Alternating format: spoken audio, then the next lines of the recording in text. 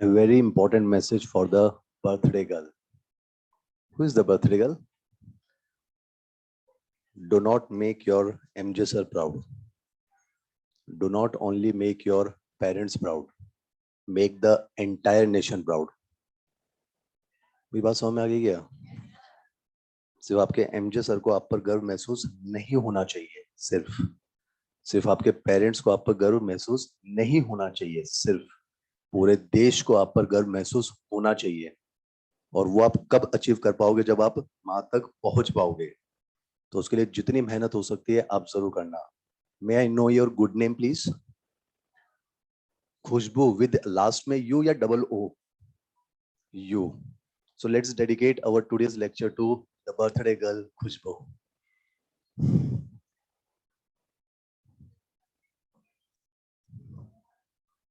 अरे ठीक है ना बे? Is the spelling correct? पक्का? चलिए ना, कितना प्यारा नाम है ना, खुशबू।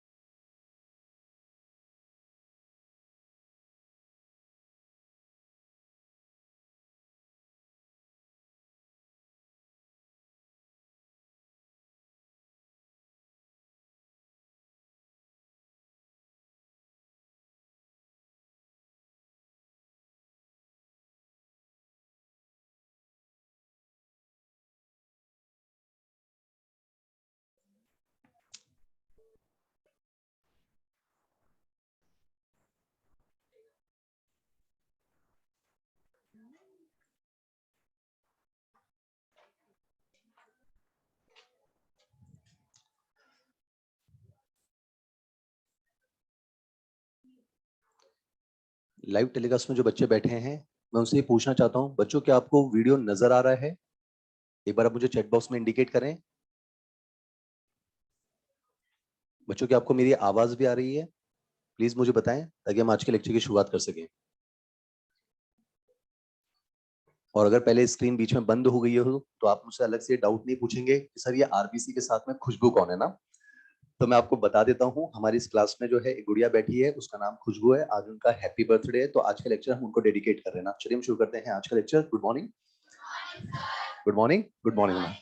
सुने, आज के लेक्चर में कोई टारगेट नहीं है। मुझे खुद को नहीं पता कि हम कितना पढ़ेंगे, पर जितना यहाँ पढ़ लेंगे वो उस वाली क्लास में जब मैं पढ़ाने जाऊंगा वहां के लिए टारगेट हो जाएगा। क्योंकि दोनों बैचेस हमारे बराबर चल रहे हैं। शाम वाले बैचेस से तो हमारा कंपैरिजन ही नहीं है। वहां पर तो ब्लड कंप्लीट हो जाएगा आज, और मैं सर्कुलेटरी सिस्टम चैप्टर शुरू कर दूंगा। पर हम बात कर रहे हैं इन दो बैचेस के ना, ये दोनों बैचेस बराबर चल रहे हैं। चलिए शुरू करते हैं आज का लेक्चर। एक बहुत ही इंपॉर्टेंट सवाल, आप पढ़ने के मूड में ना? दैट्स द बेस्ट थिंग है ना। Good morning. गुड मॉर्निंग ना, बहुत प्यार से पढ़ेंगे। चलिए शुरू कर देना। सुने, मैं चाहूंगा आप मॉड्यूल में पेज नंबर 106 पर आ जाए बच्चों ना, जल्दी से पेज नंबर 106 पर आ जाए। पेज नंबर 106 पर है ना। पिछले लेक्चर में हमने क्या पढ़ा था, एक बार मैं आपको हल्का से रिवाइज कर देता हूं, एक बार मैं फिर से कंफर्म कर लेता हूं। लाइव टेलीकास्ट में जो बच्चे बैठे हैं, क्या आप मेरी आवाज सुन सकते हैं बच्चों? एक बच्ची है जो आपको हैप्पी बर्थडे कह रही है। हैप्पी बर्थडे खुशबू। अब हम पूरे लेक्चर ये करते रहेंगे। चलिए शुरू करते हैं ना, मुस्कुराहट के साथ सुने ना। मुस्कुराहट बहुत कीमती है, बनाए रखें ना। Extreme silence. हमने शुरुआत की थी बच्चों कनेक्टिव टिश्यू यानी कि संयोजी ऊतक। Good morning. अब मुझे नॉन स्टॉप बोलना है, समझे ना। कुछ बातें हमें समझनी है, कुछ बातें हमें याद भी करनी है।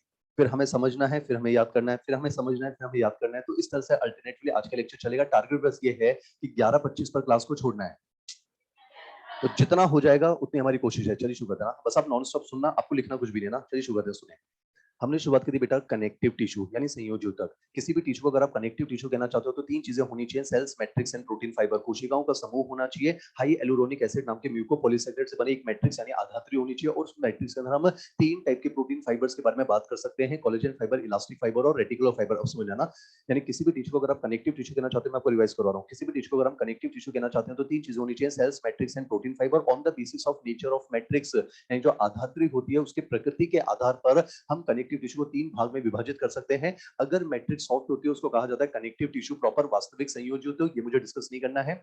अगर मैट्रिक्स हार्ड हो जाती है, डेंस हो जाती है, सघन हो जाती है, इसको कहा जाता है कंकालीय संयोजक स्केलेटल कनेक्टिव टिश्यू। इसके अंदर अस्थि और उपास्थि बोन्स एंड कार्टिलेज आती है, ये वाला पार्ट आप डिस्कस कर चुके हैं। चलिए अब हम लास्ट में बात करने जा रहे हैं फ्लूइड कनेक्टिव टिश्यू या फिर तरल संयोजी ऊतक। इसको कहा जाता है वस्कुलर कनेक्टिव टिश्यू या फिर संवहनीय संयोजी ऊतक। जो खास तो नहीं पढ़ रहे ना, मैं फिर कह रहा हूँ, बस कोशिश ये रहेगी 11-25 तक जितना हो जाएगा उतना हम करेंगे। अगली क्लास में हम फिर सीधे वहीं से शुरू करेंगे। ध्यान सुने ना, अब हमने शुरुआत की थी वस्कुलर कनेक्टिव टिश्यू। मैं आपको हल्का सा बता देता हूँ। वस्कुलर कनेक्टिव टिश्यू एक ऐसा कनेक्टिव टिश्यू होता है जिसकी मैट्रिक्स लिक्विड होती है। समझने की कोशिश करें, यानी मैट्रिक्स लिक्विड होती है, इसलिए इसको फ्लूइड कनेक्टिव टिश्यू कहा जाता है। इसको तरल कनेक्टिव टिश्यू कहा जाता है। और जब मैट्रिक्स लिक्विड हो जाएगी तो पूरा का पूरा कनेक्टिव टिश्यू समंदर की तरह बहने लग जाता है। अब चाहे वो हमारा ब्लड यानी रुधिर हो, चाहे वो हमारा लिम्फ यानी लसिका हो, ये जो है ये वस्कुलर कनेक्टिव टिश्यू है क्योंकि बहते हैं, इसलिए इनको संवहनीय कनेक्टिव टिश्यू भी कहा जाता है। आज के लेक्चर में और अगले लेक्चर में हम ब्लड वाला पार्ट पहले कंप्लीट करेंगे, उसके बाद फिर हम सर्कुलेटरी सिस्टम चैप्टर को कंप्लीट करेंगे और उस चैप्टर के लास्ट में हम लिम्फ यानी लसिका वाला पार्ट भी कंप्लीट करेंगे। चलिए शुरू करते हैं। अब हम शुरू करने जा रहे हैं ब्लड वाला पार्ट। कुछ बेसिक बातें जो हम पढ़ चुके हैं मैं आपको रिवाइज नहीं करवा रहा हूं। अब चलिए सीधे शुरू करते हैं। सुने, गुड मॉर्निंग बच्चों, आराम से पढ़ेंगे ना, फास्ट होना पढ़ा रहा हूं, सुने ना। शुरू करते हैं ब्लड मुस्कुराहट के साथ। सुने, ब्लड ब्लड जो है वो एक कनेक्टिव टिश्यू है, तो नियम से उसमें 3 चीजें होनी चाहिए थी, मैट्रिक्स, सेल्स एंड फाइबर। पर हम जानते हैं उसमें फाइबर्स कंप्लीटली एब्सेंट होते हैं। शायद ये भी एक कारण होता है कि ब्लड को फॉल्स कनेक्टिव टिश्यू, आभासी संयोजी ऊतक कहा जाता है। ये बात हम डिस्कस कर चुके हैं। यानी कि ब्लड के कंपोजिशन में अगर देखा जाए तो ब्लड में 2 ही चीजें होती हैं, एक मैट्रिक्स होती है और एक सेल्स होते हैं। मैट्रिक्स वाला पार्ट हम कंप्लीट कर चुके हैं, अब आपको रिवाइज नहीं करवाऊंगा। ब्लड की जो मैट्रिक्स होती है, ब्लड की जो आधात्री होती है, उसको प्लाज्मा कहा जाता है। ये ब्लड के सेल्स के द्वारा संश्लेषित नहीं की जाती है। इसका अधिकांश भाग जो है वो यकृत यानी लीवर और थोड़ा बहुत भाग लसिकांगो यानी लिम्फोइड ऑर्गन से बनकर आता है। ब्लड की जो मैट्रिक्स होती है ये हल्के पीले रंग का एक विस्कस फ्लूइड होता है। ये बातें हम डिस्कस कर चुके हैं। ब्लड की जो मैट्रिक्स होती है टोटल ब्लड का 55% भाग बनाती है। तो अब मैट्रिक्स के बारे में हम चर्चा नहीं करेंगे। वापस से बोल रहा हूं बच्चों, गुड मॉर्निंग, बहुत आराम से पढ़ेंगे। सुने ना, ब्लड में 2 चीजें आती है और आज का लेक्चर आपको मेन एग्जाम में एक सवाल दे सकता है। तो आप देखिए, आज का लेक्चर अगर आपको एक सवाल दे सकता है तो ऐसे लेक्चर से ज्यादा इंपॉर्टेंट लेक्चर क्या होंगे ना। तो थोड़ा आराम से सुनना, सुने ना, थोड़ा समझना है, थोड़ा याद भी करना है। सुने आराम से। हम शुरू कर रहे हैं बच्चों, ब्लड यानी कि रुधिर। ब्लड में 2 चीजें आती है, मैट्रिक्स और सेल। ब्लड की मैट्रिक्स को प्लाज्मा कहा जाता है, ये टोटल ब्लड का 55% पार्ट बनाती है। तो ब्लड में मैट्रिक्स वाला पार्ट हम पूरा कंप्लीट कर चुके हैं। हम एल्ब्यूमिन पढ़ चुके हैं, ग्लोबुलिन पढ़ चुके हैं, प्रोथ्रोम्बिन पढ़ चुके हैं, फाइब्रिनोजन। कुछ याद आ रहा है क्या? तो ब्लड की मैट्रिक्स अब कंप्लीट हो चुकी है ना। चलिए ना, अब हम आ चुके हैं ब्लड के सेल्स के बारे में। सुने, जो रक्त की कोशिकाएं होती हैं उन्हें हम कहते हैं ब्लड कॉर्पसल्स, उनको रक्त कणिकाएं कहा जाता है। आप चेक करिए पेज नंबर 106 पर, जहां पर हम मैट्रिक्स कंप्लीट कर चुके हैं, उसके बाद ये हेडिंग लिखा हुआ है रक्त कणिकाएं। तो भी समझना, ब्लड में जो सेल्स होते हैं, रक्त की जो कोशिकाएं होती हैं, उनको रक्त कणिकाएं कहते हैं, उनको ब्लड कॉर्पसल्स कहा जाता है। इन्हीं को फॉर्म्ड एलिमेंट्स, संगठित पदार्थ कहा जाता है। अब हमें पढ़ना है ब्लड के कॉर्पसल्स के बारे में पढ़ना है। और हम जानते हैं ब्लड में 3 टाइप की कणिकाएं होती हैं, 3 टाइप के कॉर्पसल्स हो सकते हैं, आरबीसी, डब्ल्यूबीसी और प्लेटलेट्स। कोशिश रहेगी कि आज हम आरबीसी और डब्ल्यूबीसी को कंप्लीट कर पाए। कोशिश रहेगी, नहीं भी होगा तो अगली क्लास में कंटिन्यू कर लेंगे, पर कम से कम आरबीसी तो बहुत इजीली होगा। चलिए हम शुरू करते हैं ना, लेक्चर शुरू करने जा रहा हूं। ब्लड में 2 चीजें आती है, मैट्रिक्स और सेल। मुझे पता है मैं बार बार बोल रहा हूँ, बार बार इसलिए बोल रहा हूँ, थोड़ा बहुत आपको क्लास में याद हो जाएगा ना, थोड़ा क्या पूरा याद हो जाएगा। ब्लड में 2 चीजें आती है, मैट्रिक्स, प्लाज्मा हम पढ़ चुके हैं 55%। अब बात करने जा रहे हैं सेल्स के बारे में। सुने ना, ब्लड की जो कणिकाएं होती हैं, रक्त की जो कणिकाएं होती हैं, ब्लड कॉर्पसल्स जो होते हैं, जो फॉर्म्ड एलिमेंट्स होते हैं, जो संगठित पदार्थ होते हैं, ये टोटल ब्लड का 45% भाग बनाते हैं। इसको पैक्ड सेल वॉल्यूम कहा जाता है। पीसीवी हम पिछले लेक्चर में डिस्कस कर चुके हैं। अब सुना ना, इस पीसीवी में अगर देखा जाए तो समझने की कोशिश करना, इसमें जो 99% भाग होता है वो कौन आरबीसी बनाते हैं। आरबीसी का फुल फॉर्म होता है रेड ब्लड सेल कह दीजिए या फिर रेड ब्लड कॉर्पसल कह दीजिए। हिंदी में इनको लाल रक्त कणिकाएं कहा जा सकता है, लाल रक्त कोशिकाएं कहा जा सकता है। तो पहले क्या करने जा रहे हैं, हम आरबीसी की शुरुआत करने जा रहे हैं। तो आपके बोर्ड में पेज नंबर 106 पर हम आ चुके हैं। बीचों बीच हेडिंग लिखा हुआ है रक्त कणिकाएं, उसमें पहला देखो लिखा हुआ है लाल रक्त कणिकाएं यानी कि आरबीसी। उस पेज पर आरबीसी के बारे में 12 बिंदु दिए हुए हैं, मैं 12 के 12 आपको समझाऊंगा। राइट साइड वाली पेज पे 13, 14, 15 दिए हुए हैं। उस 15 के बाद हीमोग्लोबिन के बारे में कुछ बातें हैं, वो बातें हम डिस्कस नहीं करेंगे बेटा। हीमोग्लोबिन वाला पार्ट हम डिस्कस कर चुके हैं। एक हीमोग्लोबिन बराबर 4 गुब्बारे, वो भी पुछुआ वाले। कुछ याद आ रहा है क्या? तो चलिए शुरू करते हैं आरबीसी। थोड़ा ध्यान सुनना। गुड मॉर्निंग बच्चों, शुरू करते हैं लेक्चर, ध्यान सुनना ना, समझे। हमें आरबीसी पढ़ना है, डब्ल्यूबीसी पढ़ना है, प्लेटलेट्स पढ़ना है और इसके साथ ब्लड का कंपोजिशन कंप्लीट हो जाएगा। तो चलिए शुरू करते हैं आरबीसी। पहला स्टेटमेंट ध्यान सुनना ना, आप विश्वास रखें मैं लाइन बाय लाइन पढ़ूंगा। सुनो बच्चों ना, सुने RBC. RBCs are the most abundant blood cell. यानी समझना, ब्लड में हम तीन टाइप के सेल्स की बात करें। पहले मैं आपको एक चीज क्लियरली कर दूं, जो आरबीसी होती है वो पूर्ण कोशिकाएं होती हैं, जो डब्ल्यूबीसी होते हैं वो पूर्ण कोशिकाएं होती है, जो प्लेटलेट्स होते हैं वो कंप्लीट सेल नहीं होते। हम देखेंगे अगली क्लास में देखेंगे, प्लेटलेट्स जो है वो एक सेल होते हैं, उनके पास टुकड़े होते हैं, तो वो पूर्ण कोशिकाएं नहीं है। इसलिए इनको ब्लड सेल कहने के बजाय इनको ब्लड कॉर्पसल्स कहा जाता है, रक्त कणिकाएं कहना ज्यादा ठीक होता है। तो समझने की कोशिश करें, फिलहाल आम भाषा में चलने देते हैं। ब्लड में तीन टाइप के सेल की हम बात कर रहे हैं, आरबीसी, डब्ल्यूबीसी और प्लेटलेट्स। आइए शुरू करते हैं आरबीसी सुने ना। आरबीसी को कहा जाता है बच्चों एरिथ्रोसाइट, डब्ल्यूबीसी को कहेंगे ल्यूकोसाइट, प्लेटलेट्स को कहा जाएगा थ्रोम्बोसाइट। तो प्लीज समझना, आरबीसी को कहा जाता है एरिथ्रोसाइट। साइट का मतलब होता है सेल, एरिथ्रो का मतलब होता है रेड। कहीं पर भी एरिथ्रो वर्ड आ जाए इसका मतलब हम रेड की बात करें। तो समझना, आरबीसी जो होते हैं वो लाल रंग की कणिकाएं होती हैं, तभी तो उनको कहा जाता है लाल रक्त कणिकाएं। समझ में आ रहा है? यानी समझना, आरबीसी जो होती है वो लाल रंग की कणिकाएं होती हैं, लाल रंग की कोशिकाएं होती है, इसलिए यानी ये लाल रंग के सेल होते हैं, इसलिए इनको एरिथ्रोसाइट कहा जाता है। और हम जानते हैं आरबीसी लाल कलर के क्यों होते हैं, क्योंकि इनके अंदर लाल रंग देने वाला एक श्वसनीय वर्णक होता है जिसको हीमोग्लोबिन कहा जाता है। तो हीमोग्लोबिन लाल रंग का पिगमेंट होता है और वो उसकी वजह से इनका कलर रेड हो जाया करता है। तो यानी कि आरबीसी जो होते हैं इनको एरिथ्रोसाइट कहते हैं, ये लाल रंग की कोशिकाएं होती है हीमोग्लोबिन की वजह से। फिर पता नहीं क्यों आपके मॉडल में देखो पॉइंट नंबर 11 में, आप देखो पॉइंट नंबर 11 में क्या लिखा हुआ है, एकल आरबीसी हल्के पीले रंग की होती है जबकि उनका समूह लाल रंग का नजर आता है। वो स्टेटमेंट गलत नहीं है, समझने की कोशिश करना बेटा। आरबीसी जो है वो पीले रंग की थोड़ी ना होती है, चाहे वो अकेली हो या ग्रुप हो। मैं आपको समझा रहा हूँ, सुनो। अरे सोचो, अगर मान लो आरबीसी पीले रंग की होती तो उसको हम कहते हैं पीत रक्त कणिका। अरे समझो, उसका नाम होता है येलो ब्लड सेल। तो समझने की कोशिश करना, आरबीसी रेड कलर का ही सेल होता है, टू बी वेरी क्लियर।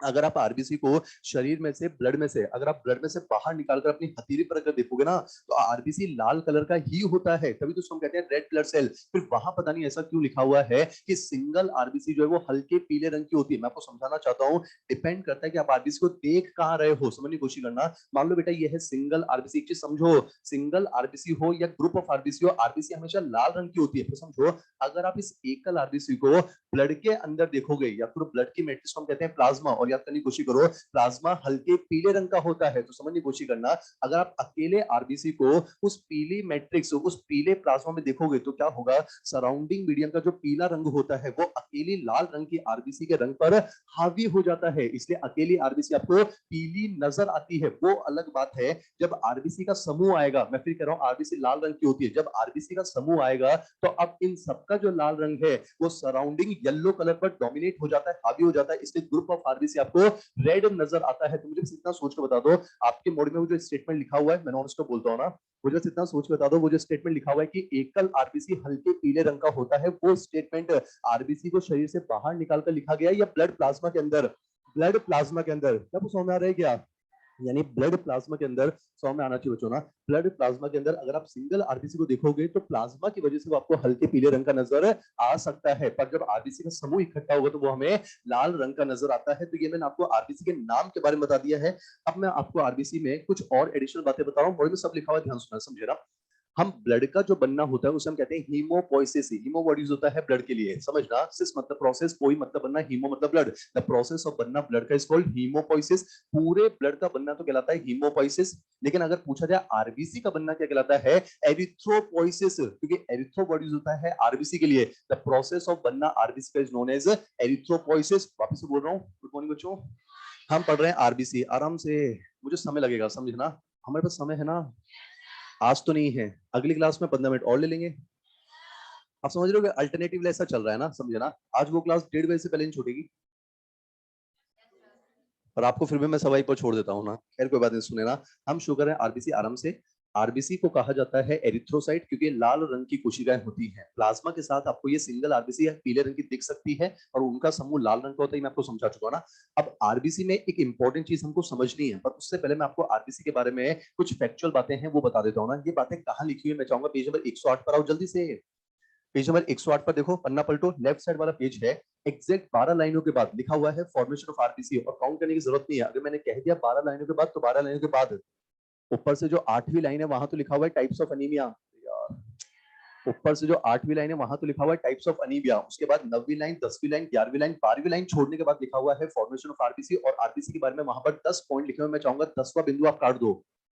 काट इसलिए नहीं रहे कि वो गलत है, अरे वो पॉइंट सही है पर वो इंपॉर्टेंट नहीं है, इंग्लिश वाले मॉड्यूल में तो वो पॉइंट है भी नहीं। है ना। इंग्लिश वाले, मेरी आवाज आ रही है क्या? इंग्लिश वाले, ये हर क्लास में ऐसा हो रहा है क्या? कभी कभी हो जाता है ना। आवाज आ रही है क्या? सुना ना, देखो कुल मिला के वहां पर हेडिंग लिखा हुआ है फॉर्मेशन ऑफ आरबीसी। बच्चों समय बहुत कीमती है ना। फॉर्मेशन, मेरी आवाज आ रही है क्या आपको? आ रही है तभी तो तुम यस कर रहे हो बे। आ तो रही है ना। थोड़ा मन को शांत कर लो, आवाज और जोर से सुनाई देगी ना, समझे ना।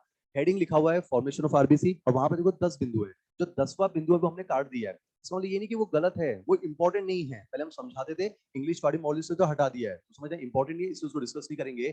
अब वहां लिखा हुआ है फॉर्मेशन ऑफ आरबीसी। आरबीसी के बारे में वहां पर 9 बिंदु लिखे हुए हैं ना। अब हम 9 बिंदु पढ़ना चाहते हैं। मैं बोलता जाऊंगा, अब पढ़ते जाना ना, ये फैक्चुअल बात है। जैसे कि आरबीसी को कहते हैं एरिथ्रोसाइट, तो आरबीसी के बनने का जो प्रोसेस होता है वो कहलाता है एरिथ्रोपोइसिस। आप लोग पहले बिंदु में लिखा हुआ है आरबीसी के निर्माण की जो क्रिया होती है उसको एरिथ्रोपोइसिस कहा जाता है। दूसरा पॉइंट समझे ना, वो ऑर्गन जहां पर एरिथ्रोपोइसिस होता है, वो ऑर्गन जहां पर एरिथ्रोपोइसिस होता है उन्हें कहा जाता है एरिथ्रोपोइटिक ऑर्गन। पढ़ो, दूसरे पॉइंट में लिखा हुआ है वो अंग जहां पर आरबीसी का निर्माण होता है, एरिथ्रोपोइसिस होता है, उनको एरिथ्रोपोइटिक ऑर्गन कहा जाता है। आप झूठ नहीं बोल सकते, आपने बोन वाला पार्ट पढ़ा है, आपको पता होगा किसी भी लंबी अस्थि का जो अंत वाला सिरा होता है उसको एपीफाइसिस कहते हैं, बीच वाले को डायाफाइसिस कहते हैं। आपने सुना होगा बच्चों, जो एपीफाइसिस वाला पार्ट होता है इसको हम स्पंजी बोन कहते हैं। स्पंजी बोन की जो गुहा होती है उसको हम ट्रेबिकुली कहते हैं, और उन ट्रेबिकुली के बीच में एक फ्लूइड भरा होता है जिसको रेड बोन मैरो कहते हैं, लाल अस्थि मज्जा। और हमारे अंदर इसी लाल अस्थि मज्जा के अंदर एरिथ्रोपोइसिस होता है। हमारे से मेरा मतलब है हम एडल्ट ह्यूमन की बात करें, व्यस्त की बात करें, यानी अगर आपसे पूछा जाए कि हमारे अंदर एरिथ्रोपोइटिक ऑर्गन कौन सा है, तो हम कह सकते हैं रेड बोन मैरो एपीफाइसिस। पर समझो, हमारे अंदर आरबीसी का फॉर्मेशन, अभी टॉपिक शुरू नहीं किया मैंने, अभी कुछ फैक्चुअल बातें चल रही है, समझ आना। हमारे अंदर आरबीसी का फॉर्मेशन कहां पर होता है? Red bone marrow, confirm. पर समझो यहाँ पर आरबीसी का फॉर्मेशन करवाने के लिए हमारे अंदर क्या होता है? किडनी से भारी मात्रा में और लीवर से बहुत कम मात्रा में, आप किडनी को जरूर याद रखना। समझो, वापस बोल रहा हूँ, हमारे अंदर जो ब्लड का फॉर्मेशन होगा, हमारे अंदर जो आरबीसी का फॉर्मेशन होगा वो रेड बोन मैरो में होता है। पर यहाँ पर रेड बोन मैरो में आरबीसी का फॉर्मेशन को प्रेरित करने के लिए किडनी से भारी मात्रा में एक हार्मोन आता है, उसको हम कहते हैं एरिथ्रोपोइटिन। वो हार्मोन किडनी से आता है और वो रेड बोन मैरो के अंदर जो हमारे हिमेटोपोइटिक स्टेम सेल होते हैं उनको स्टिमुलेट करता है ताकि वहां पर आरबीसी का फॉर्मेशन हो सके। तो मुझे सोच कर बताओ, हमारे अंदर आरबीसी का फॉर्मेशन यानी एरिथ्रोपोइसिस किडनी में हो रहा है या red bone marrow? Red bone marrow. तो इसलिए हमारा एरिथ्रोपोइटिक ऑर्गन कौन सा है? Red bone marrow. किडनी हमारा एरिथ्रोपोइटिक ऑर्गन नहीं है, पर जो मेंढक होता है ना उसके अंदर किडनी के अंदर भी एरिथ्रोपोइसिस होता है। ये लास्ट में गोल्डन की पॉइंट में लिखा हुआ है। अब समझिए, क्वेश्चन वापस बोल रहा हूँ, आरबीसी का बनना कहलाता है एरिथ्रोपोइसिस। वो ऑर्गन जहां पर एरिथ्रोपोइसिस होता है उसको एरिथ्रोपोइटिक ऑर्गन कहते हैं। और मैंने आपको बताया एरिथ्रोपोइटिन हार्मोन के बारे में। तीसरा पॉइंट पढ़ो, देखो एरिथ्रोपोइटिन हार्मोन के बारे में लिखा हुआ है, आपको मिल जाएगा। देखो, किडनी से और लीवर से बहुत कम मात्रा में एरिथ्रोपोइटिन हार्मोन आता है। अब समझो बच्चों ना, अगर आपसे ये पूछा जाए कि एडल्ट ह्यूमन के अंदर आरबीसी का फॉर्मेशन कहां पर होता है, तो रेड बोन मैरो। पर अगर आपसे ये पूछा जाए कि हमारे जीवन का सबसे पहला आरबीसी कौन बनाता है, यॉर्क से, यानी भ्रूणावस्था के अंदर, आपने सुना होगा बच्चों, भ्रूण के चारों तरफ जो है 4 मेम्ब्रेन्स बनती हैं यॉर्क से, एमनियन, कोरियन, एलेंट, सुना है क्या आपने ये? तो भ्रूणावस्था में हमारा पहला आरबीसी कौन बनाता है? यॉर्क से। चौथे बिंदु में लिखा हुआ देखो, यानी जीवन काल का पहला आरबीसी कौन बनाता है? यॉर्क से। समझो ना, भ्रूणावस्था में, अभी टॉपिक शुरू नहीं किया है, भ्रूणावस्था में पहला आरबीसी बनाता है यॉर्कसेक। पर यॉर्कसेक के बाद भ्रूणावस्था में और भी कुछ ऑर्गन्स हैं जो आरबीसी का फॉर्मेशन करते हैं, जैसे लीवर, स्प्लीन, थाइमस, प्लेसेंटा। आप पढ़ो, देखो 5वें बिंदु में लिखा हुआ है, ये लिखा हुआ है क्या? देखो, लीवर, स्प्लीन, थाइमस, प्लेसेंटा, ऐसा कुछ। और समझो, छठे बिंदु में ये लिखा हुआ है कि वयस्क के अंदर आरबीसी का फॉर्मेशन कहां पर होता है? रेड बोन मैरो में होता है, ट्रेबिकुली में होता है। ये सब बातें वहां पर लिखी हुई ना। फिर आपको पता है आरबीसी का एवरेज लाइफ स्पेन कितना होता है? 120 दिन के आसपास होता है। अब मैं आपको बता चुका हूँ, ब्लड के जो सेल्स होते हैं उनमें डिवीजन की पावर नहीं होती है, शायद इसलिए इसको फॉल्स कनेक्टिव टिश्यू कहा जाता है। तो क्या होगा, हर दिन हमारे अंदर, अरे रटने वाला पार्ट चल रहा है, हर दिन हमारे अंदर 1% आरबीसी मर जाते हैं और उतनी ही मात्रा में नए आरबीसी रेड बोन मैरो से बनकर वापस आ जाते हैं। चेक करो, 7वें बिंदु में लिखा हुआ है, ये देखो लिखा हुआ है 1% आरबीसी हर दिन मर जाते हैं और उतने ही आरबीसी वापस से बनकर ब्लड में आ जाते हैं। समझना, आपको बताया, जब आरबीसी पुराने हो जाते हैं या फिर इमेच्योर होते हैं या फिर बेकार होते हैं तो स्प्लीन यानी प्लीहा जो है उनको ब्लड से छान लेता है, उनको मारकर दफन कर लेता है। इसलिए स्प्लीन को कहा जाता है आरबीसी का कब्रिस्तान, graveyard of RBC. Point number 8 पे लिखा हुआ है, देखो जल्दी पढ़ो। अरे मिल गया ना आपको ये? फिर देखो, आपको पता होना चाहिए स्प्लीन क्या करता है। समझो, वो बेकार आरबीसी को मार के दफन तो करता ही है, पर कभी कभी क्या होता है, एरिथ्रोपोइसिस ज्यादा हो जाता है, आरबीसी का फॉर्मेशन ज्यादा हो जाता है, तो जो एडिशनल आरबीसी बन जाते हैं, जो अतिरिक्त आरबीसी बन जाते हैं, स्प्लीन उनको स्टोर भी करता है ताकि इमरजेंसी कंडीशन में वो हमारे काम आ जाए। इसलिए स्प्लीन को ब्लड बैंक ऑफ बॉडी भी कहा जाता है। 9 नंबर का पॉइंट पढ़ लो, लिखा हुआ है स्प्लीन को ब्लड बैंक ऑफ बॉडी भी कहा जाता है। अब मैं टॉपिक शुरू करूंगा आरबीसी। आज के पेज नंबर वापस 106 पर। गुड मॉर्निंग बच्चों। अब टॉपिक शुरू करना चाह रहा हूँ ना, मॉड्यूल आपके साथ कवर करूंगा। मैं लाइव टेलीकास्ट में एक बार कंफर्म कर लूं बच्चों, क्या आप मेरी आवाज सुन पा रहे हैं? जल्दी से बताएं, हमें लेक्चर शुरू करना है बच्चों। हाँ चलिए शुरू करते हैं ना, सुने ना। ब्लड में 3 टाइप के हम कॉर्पल्स की बात करेंगे, आरबीसी, डब्ल्यूबीसी, प्लेटलेट। अब सबसे पहले मैं शुरू करने जा रहा हूँ आरबीसी ना। आरबीसी के बारे में बस एक लाइन आपको याद रखनी है, ये लाइन याद रहेगी, सारी लाइन मैं आपको याद करवा दूंगा, सुनना समझे ना। एक लाइन याद रखनी है, मैच्योर मेमेलियन आरबीसीज आर, यानी स्तनधारियों की जो परिपक्व आरबीसी होती है, परिपक्व स्तनधारियों की आरबीसी नहीं। अब समझ में आ रहा है क्या? मेच्योर मेमल्स की आरबीसी नहीं, मेमल्स की मेच्योर आरबीसी। क्या समझने की कोशिश समझो ना, यानी कि मैंने आपको क्या बताया, आरबीसी का लाइफ स्पैन हर क्लास में ऐसा चल रहा है क्या? आरबीसी का लाइफ स्पैन कितना होता है? 120 दिन। तो जब आरबीसी शुरुआती दौर में बनना शुरू होती है तो वो कैसी होती है? इमेच्योर होती है। समझ में आ रहा है? तो समझना, अभी हम यहाँ पे बात करने जा रहे हैं मेच्योर आरबीसी। तो बस इतना समझना, मैमल्स की जब भी आरबीसी मेच्योर हो जाती है तो मेच्योर आरबीसी कैसी होती है? सर्कुलर होती है, यानी वृत्ताकार होती है, बाइकॉन्केव होती है, उभयावतल होती है, नॉन न्यूक्लिएटेड होती है, यानी केंद्रक विहीन होती है। अब आपको समझाता हूं, जो समझे ना। यहाँ पर हमने लिखा है मेच्योर मेमेलियन आरबीसी, यानी जो मेच्योर मेमेलियन आरबीसी होती है वो नॉन न्यूक्लिएटेड होती है, जो इमेच्योर आरबीसी वो न्यूक्लिएटेड होती है। जब मैं आपको समझाने की कोशिश करता हूं, देखो आपके सामने ये जो आरबीसी बनी हुई, बच्चों प्लीज समझो ना, ये जो आपके सामने आरबीसी बनी हुई है ये कैसी है? इमेच्योर है। समझो, ये अपरिपक्व होती है। देखो इसके अंदर आपको न्यूक्लियस यानी केंद्रक नजर आ रहा है, इसके अंदर बाकी सारे कोशिकांग भी हैं, इसके अंदर एंडोप्लाज्मिक रेटिकुलम है, गोल्जी बॉडी, गोल्जी काय है, इसके अंदर माइटोकॉन्ड्रिया, यानी कि समझना, जो हमारी इमेच्योर आरबीसी होती है उसके अंदर केंद्रक भी होता है और बाकी सारे कोशिकांग भी होते हैं। अब एक चीज समझो, मैं आपको समझाता हूँ आरबीसी के जीवन का मकसद क्या है, आखिर हमने आरबीसी को क्यों बनाया। हमें एक ऐसा सेल चाहिए था, हमें एक ऐसा कमरा चाहिए था जिसमें भारी मात्रा में क्या भर सके? हीमोग्लोबिन। क्योंकि आप जानते हो हीमोग्लोबिन गैसेस ट्रांसपोर्टेशन में कहीं ना कहीं इंपॉर्टेंट रूप, अब समझ आ रहा नहीं ये, हम पढ़ चुके हैं हीमोग्लोबिन जो है वो गैसेस के परिवहन में एक इंपॉर्टेंट भूमिका अदा करता है। तो प्लीज समझना, हमें बस एक ऐसा सेल चाहिए था, हमें बस एक ऐसी कोशिका चाहिए थी जिसमें हम भारी मात्रा में क्या भर सके? हीमोग्लोबिन भर सके। ये भी आपके मेन एग्जाम में सवाल आ चुका है, तो प्लीज समझने की कोशिश करना।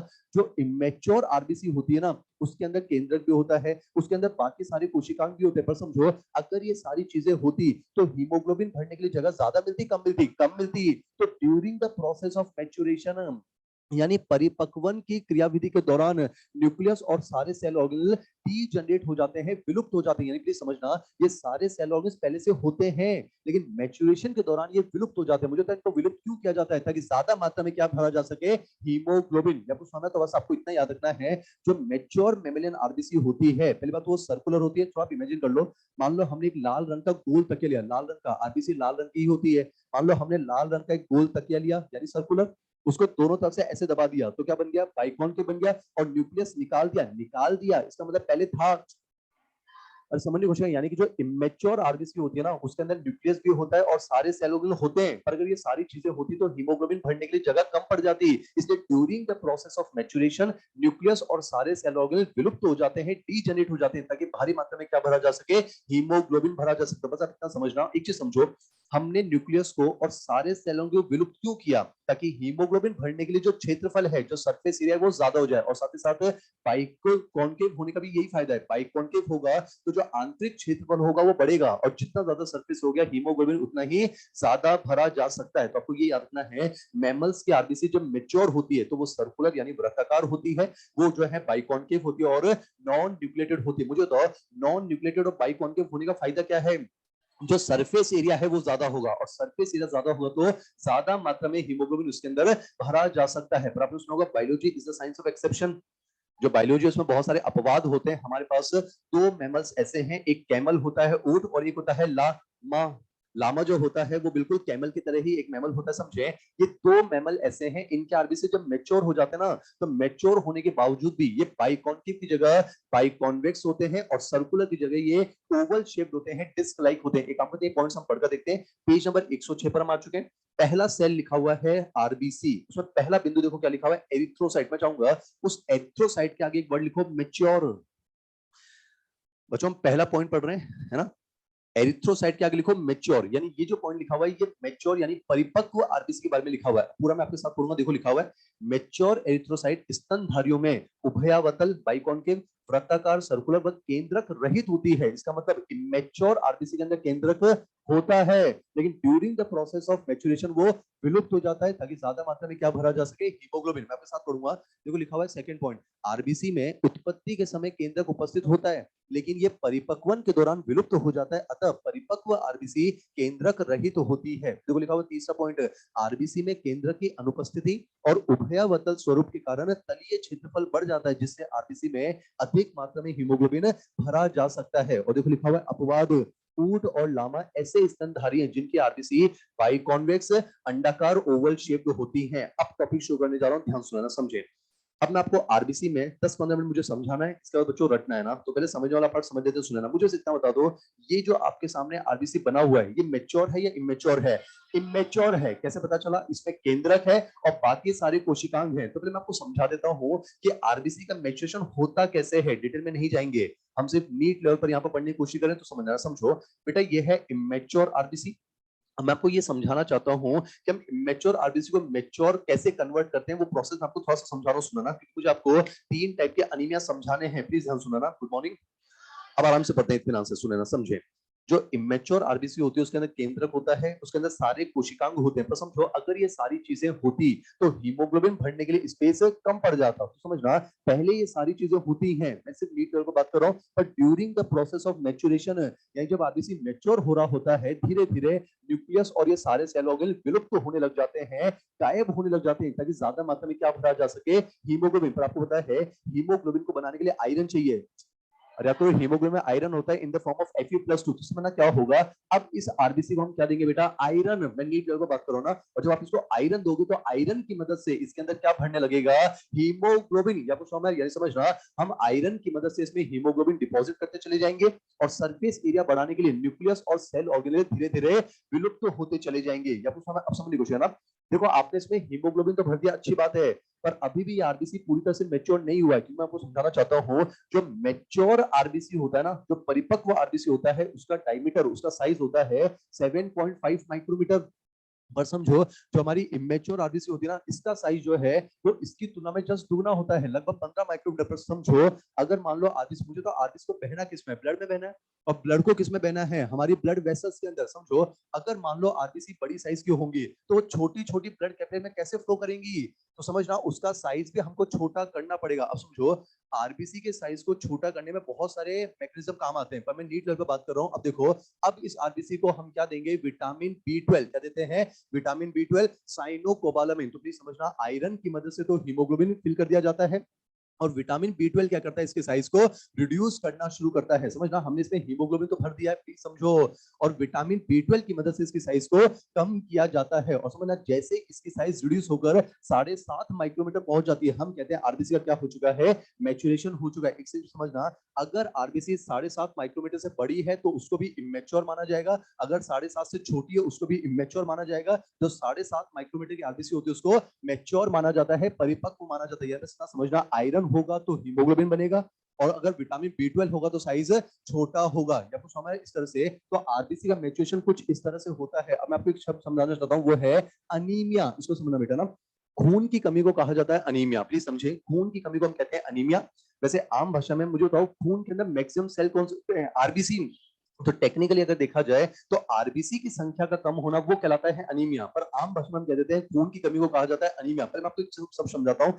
एक शब्द होता है बेटा काउंट, इसको समझना ना। काउंट, मुझे तो काउंट का मतलब क्या होता है, गणना करना, गिनती करना। पर समझना, बायोलॉजी में जब भी हम काउंट शब्द का इस्तेमाल करते हैं तो इसका मतलब होता है पर mm³। यानी समझना, जब भी आप किसी भी चीज को काउंट करोगे ना, अगर आपको ब्लड में कोई भी चीज काउंट करनी है तो हम काउंट पूरे ब्लड में नहीं करते हैं, हम काउंट करते हैं प्रति घन मिलीमीटर ऑफ ब्लड के अंदर। यानी समझना, पर mm³ ऑफ ब्लड के अंदर काउंट करते हैं। जरा मुझे सोच बताओ, मान लो कि आप डॉक्टर के पास गए, आप डॉक्टर से क्या कहते हो कि डॉक्टर साहब मुझे अपने ब्लड में ग्लूकोज लेवल चेक करना है, तो क्या ऐसा होता है कि डॉक्टर इंजेक्शन लगा के पूरा 5 लीटर खून निकाल लेगा है? आप बेहोश हो गए, वो बाल्टी भर के खून लेके चला गया, अब वो आराम से 10 दिन तक आपके पूरे खून के अंदर ग्लूकोज को मेजर करेगा, फिर आपको 10वें दिन जगा देगा? ऐसा नहीं होगा ना।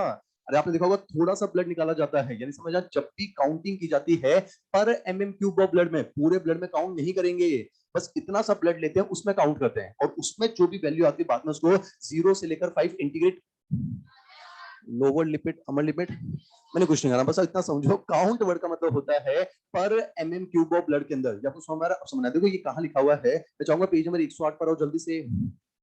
पेज नंबर 108 पर देखो बेटा, ऊपर ऊपर लिखा हुआ है आरबीसी काउंट, आरबीसी काउंट लिखा हुआ है ना। उसमें देखो रटने वाली बातें लिखी, जैसे कि ह्यूमन अडल्ट मेल में अगर देखा जाए तो आरबीसी काउंट कितना होता है, 5.5 मिलियन पर एमएमक्यू। स्टेटमेंट सुन, बता सही गलत है। A total of 5.5 million RBC, यानी 55 lakh RBC are present in my body. अरे गलत है ना। अरे बेटा ये 5.5 मिलियन आरबीसी पर एमएम क्यूब में है। अरे यार बेटा, पर एमएम क्यूब ऑफ ब्लड में, यानी बूंद इतने से ब्लड के अंदर इतने आरबीसी हैं। अरे टोटल बॉडी में तो 5 लीटर खून है, उसमें तो शायद हम कैलकुलेट नहीं कर। अरे यार मैं फिर कह रहा हूँ, काउंट का मतलब पूरे ब्लड में काउंट नहीं करते हैं, पर एमएम क्यूब के अंदर। समझ में आ रहा है? तो वहां पर देखो कुछ फैक्चुअल बातें पढ़ लो ना, जैसे कि एडल्ट ह्यूमन मेल में देखो लिखा हुआ है 5.5 मिलियन आरबीसी होते हैं पर एमएम क्यूब। फीमेल के अंदर जो है आरबीसी काउंट कम होता है, 4.5 मिलियन के आसपास है। जबकि उसमें देखो छोटे बच्चे में लिखा हुआ है 6.5 से 6.8 के आसपास है। तो उसमें मेंढक का भी लिखा हुआ है, रैबिट का लिखा हुआ है, या पढ़ लेना। फिर उसके नीचे क्या लिखा हुआ है, आरबीसी काउंट अगर कम हो जाए तो उसको कहते हैं अनीमिया। अब मैं आपको ये अनीमिया समझा रहा हूँ, 3 टाइप का। मुझे समझाना समझने की कोशिश समझो ना। कल को मान लो आपके अंदर जो है, आपके अंदर नहीं, जो होगा मेरे साथ होगा, समझो। कल को मान लो मेरे अंदर जो है विटामिन बी 12 की कमी हो गई, प्लीज समझने की कोशिश करना बच्चों ना। कल को मान लो मेरे पास आयरन की कोई कमी नहीं है, समझो। आयरन मेरे पास भरमार है, मुझे टॉपिक समझाना है। मेरे पास आयरन तो है, मान लो मेरे शरीर में विटामिन बी 12 की कमी हो गई। अब मुझे सोच के बताओ, अगर मेरे पास आयरन है तो मेरे आरबीसी में हीमोग्लोबिन जितना बनना चाहिए बनेगा या कम बनेगा? जितना बनना चाहिए बनेगा ना। अरे मेरे पास आयरन अगर है तो कंफर्म है हीमोग्लोबिन जितना बनना है उतना बनेगा। पर समझो, अगर विटामिन बी 12 की कमी है तो मुझे बताओ मेरे आरबीसी का साइज छोटा होगा या बड़ा रह जाएगा? बड़ा रह जाएगा। प्लीज समझने की कोशिश करना। माइक्रो का मतलब होता है छोटा, नॉर्मो का मतलब होगा नॉर्मल, मैक्रो का मतलब होगा बड़ा, और साइट का मतलब होता है सेल। प्लीज समझो। अरे बेटा आयरन है तो हीमोग्लोबिन जितना बनना है बनेगा, लेकिन विटामिन बी 12 की कमी है तो आरबीसी का साइज छोटा नहीं हो पाएगा। तो मुझे सोच बताओ, मेरे आरबीसी माइक्रोसाइट होंगे, नॉर्मोसाइट होंगे, मैक्रोसाइट होंगे? मैक्रोसाइट होंगे। क्या समझ में आ रहा है क्या? अगर विटामिन बी 12 की कमी हो जाएगी तो आरबीसी छोटे नहीं हो पाएंगे। तो आरबीसी वो सेल होंगे जो साइज में बड़े होंगे, यानी वो मैक्रोसाइट होंगे। यानी समझना, मेरे जो आरबीसी बनेंगे वो बड़े साइज के होंगे। और जब ऐसे आरबीसी स्प्लीन के पास पहुंचेंगे तो स्प्लीन को पता है ये इमेच्योर है, वो इनको निकालने लगेगा और उनको मार मार कर दफनाने लगेगा। तो आरबीसी का नंबर कम होने लगेगा। तो मैक्रोसाइट को मार मार कर जो अनीमिया हो जाएगा वो कहलाएगा मैक्रोसाइटिक अनीमिया। ये है कि समझ में? आप देखो लिखा हुआ है टाइप्स ऑफ अनीमिया, उसमें पहला पढ़ो। देखो लिखा हुआ है विटामिन बी 12 की कमी से मैक्रोसाइटिक अनीमिया, वो बीच में कॉमा गलत छप गया है, मैक्रोसाइटिक अनीमिया। समझो। अगला केस समझना ना। मान लो इस बार मेरे अंदर आयरन की कमी है, प्लीज समझो। जो लाइव टेलीकास्ट में बैठे मैं आपको बता दूं, हम पेज नंबर 108 पर चल रहे हैं ना। मुझे बताओ, अब इस बार जो है मेरे पास विटामिन बी 12 की कोई कमी नहीं है, इसको आराम समझ ना। मेरे पास विटामिन बी 12 तो है, पर मान लो आयरन की कमी है। अब सोच बताओ, अगर मेरे पास आयरन की कमी है तो हीमोग्लोबिन ज्यादा बनेगा, नॉर्मल बनेगा, कम बनेगा? कम बनेगा। जाहिर सी बात है बेटा, अगर आयरन की कमी है तो बनने वाला हीमोग्लोबिन की क्वांटिटी कम होगी। अब समझो, हीमोग्लोबिन तो कम हो गया, पर मेरे पास विटामिन बी 12 तो है। मुझे तो विटामिन बी 12 होगा तो आरबीसी का साइज बड़ा रहेगा, छोटा होगा? छोटा होगा, पर इस बार जरूरत से ज्यादा छोटा हो जाएगा। मैं आपको समझाता हूँ कैसे, समझो। मान लो बेटा ये है आरबीसी, मुझे जान लगानी है ना। मान लो ये है आरबीसी, समझना। मान लो इसके अंदर हम आयरन की वजह से हीमोग्लोबिन भरते हैं, मान लो इसके अंदर हीमोग्लोबिन भरना शुरू किया, मान लो हमने इतना हीमोग्लोबिन भर लिया। अब जो जितना हमको चाहिए था उतना हमने भर लिया। अब आएगा विटामिन बी 12। विटामिन बी 12 क्या करेगा, इसके साइज को छोटा करेगा। पर समझो, वो सिर्फ तब तक छोटा कर पाएगा जब तक अंदर वाला हीमोग्लोबिन ओपोज ना करने लग जाए। अरे बेटा अंदर जो है हीमोग्लोबिन भरा हुआ है ना, समझने की कोशिश करना। और हीमोग्लोबिन प्रोटीन है, एक सॉलिड स्ट्रक्चर। तो क्या होगा, यानी विटामिन बी 12 छोटा करेगा, पर वो सिर्फ तब तक छोटा कर पाएगा ना जब तक अंदर वाला हीमोग्लोबिन उसको रेजिस्ट ना करने लग जाए, उसको ओपोज ना करने लग जाए। पर इस बार समझो, इस बार आयरन की कमी थी तो अंदर बनने वाला हीमोग्लोबिन ही कम हो गया। यहाँ सौ में। और अगर हीमोग्लोबिन कम हो गया तो अंदर से रोकने वाला कम हो गया ना। अब विटामिन बी 12 तो अपना काम करेगा ना, तो वो तो इसकी साइज को छोटा करेगा, पर जब अंदर से रोकने वाला ही नहीं होगा तो वो साइज को जरूरत से ज्यादा छोटा कर देगा। तो मेरे बनने वाले आरबीसी मैक्रोसाइट होंगे, नॉर्मोसाइट होंगे, माइक्रोसाइट होंगे? माइक्रोसाइट होंगे, यानी समझना आरबीसी छोटे साइज के सेल होंगे, यानी 7.5 माइक्रोमीटर से भी छोटे हो जाएंगे। और ऐसे आरबीसी को स्प्लीन के पास पहुंचेंगे, स्प्लीन इनको भी निकाल लेगा, इनको मारकर डिस्ट्रॉय करेगा, यानी क्या हो जाएगा, अनीमिया। तो माइक्रोसाइट को मार मार कर जो अनीमिया हो गया वो कहलाता है माइक्रोसाइटिक अनीमिया। और ये किसकी वजह से हुआ, आयरन डेफिशिएंसी से। देखो लिखा हुआ है, देखो लिखा हुआ है आयरन की कमी से माइक्रोसाइटिक अनीमिया। अब समझने की कोशिश समझो। मान लो तीसरा केस है, मेरे पास आयरन की भी कमी नहीं है, खुशी की बात है, मेरे पास विटामिन B12 की भी कमी नहीं है, सब कुछ नॉर्मल है, मेरे पास सब कुछ नॉर्मल है। तो मुझे सोच के बताओ, मेरे जो आरबीसी बनेंगे वो मैक्रोसाइट होंगे, माइक्रोसाइट होंगे, या नॉर्मोसाइट होंगे? नॉर्मोसाइट होंगे, यानी सब कुछ बिल्कुल नॉर्मल है। कल को मान लो कि एक्सीडेंट हो गया, सर फट गया, हंसने वाली बात नहीं है ना, समझो। कल को मान लो एक्सीडेंट तो हो सकता है ना, मान लो एक्सीडेंट हो गया, सर फट गया और दुनिया भर का ब्लड लॉस हो गया, समझने की कोशिश करना, दुनिया भर का खून बह गया। और समझो जब खून बह गया तो खून के साथ साथ क्या बह गया? आरबीसी बह गए। तो मेरे शरीर में तो आरबीसी की कमी हो गई ना, यानी क्या हो गया? अनीमिया। पर समझने की कोशिश करना, इस बार ना तो आयरन की कमी से हुआ, ना ही विटामिन B12 की कमी से हुआ, इस बार जो ये एक्सीडेंट की वजह से हुआ है, ये एक्सेसिव ब्लड के लॉस की वजह से हुआ है। मुझे पता मेरे शरीर में मैक्रोसाइट थे, माइक्रोसाइट थे, नॉर्मोसाइट थे।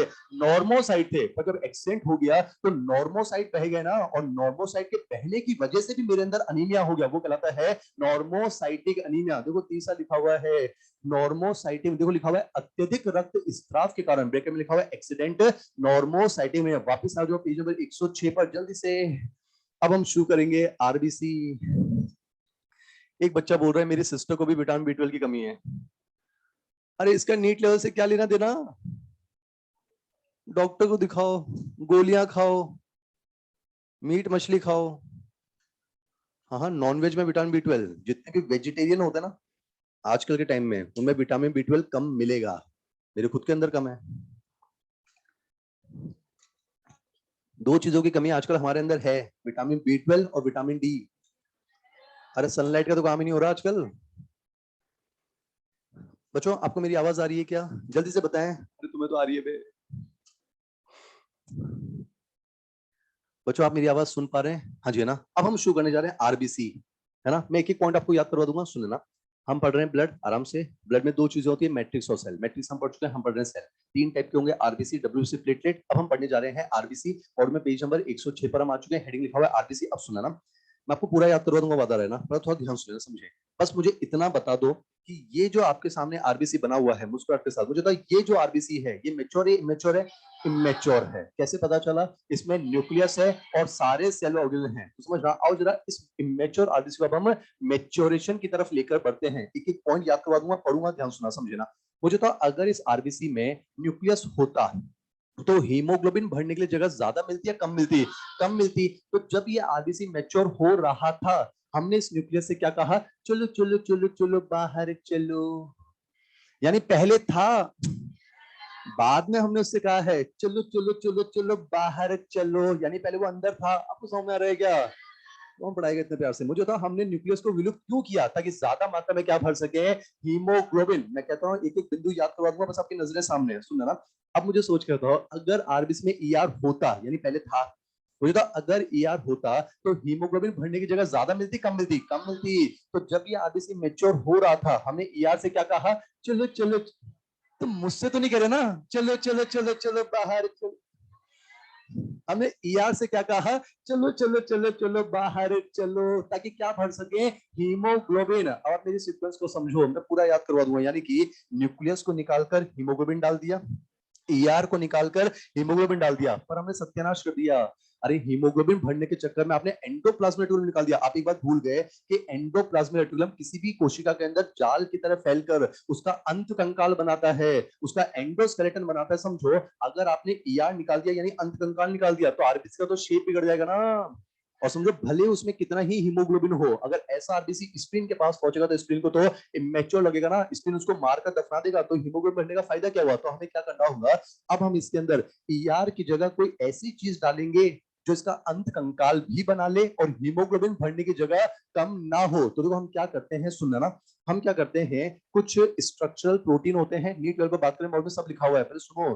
कुछ संरचनात्मक प्रोटीन होते हैं, कुछ कोलेस्ट्रॉल होता है, कुछ फैट होता है, उनसे मिलकर बना एक नेटवर्क इसके अंदर हम बिछा देते हैं। कुछ इस तरह से एक जाल बिछा दिया जाता है, एक नेटवर्क बिछा दिया जाता है। जैसे आपने देखा होगा, जैसे कि मछली पकड़ने का जाल होता है, उसमें बीच में जगह तो होती है ना। ऐसे मुझे जाल का मतलब होता है ऐसे रस्सियों को जोड़ दो, तो बीच में तो खाली जगह होगी ना। मैं आपको समझाता हूँ, सुना ना।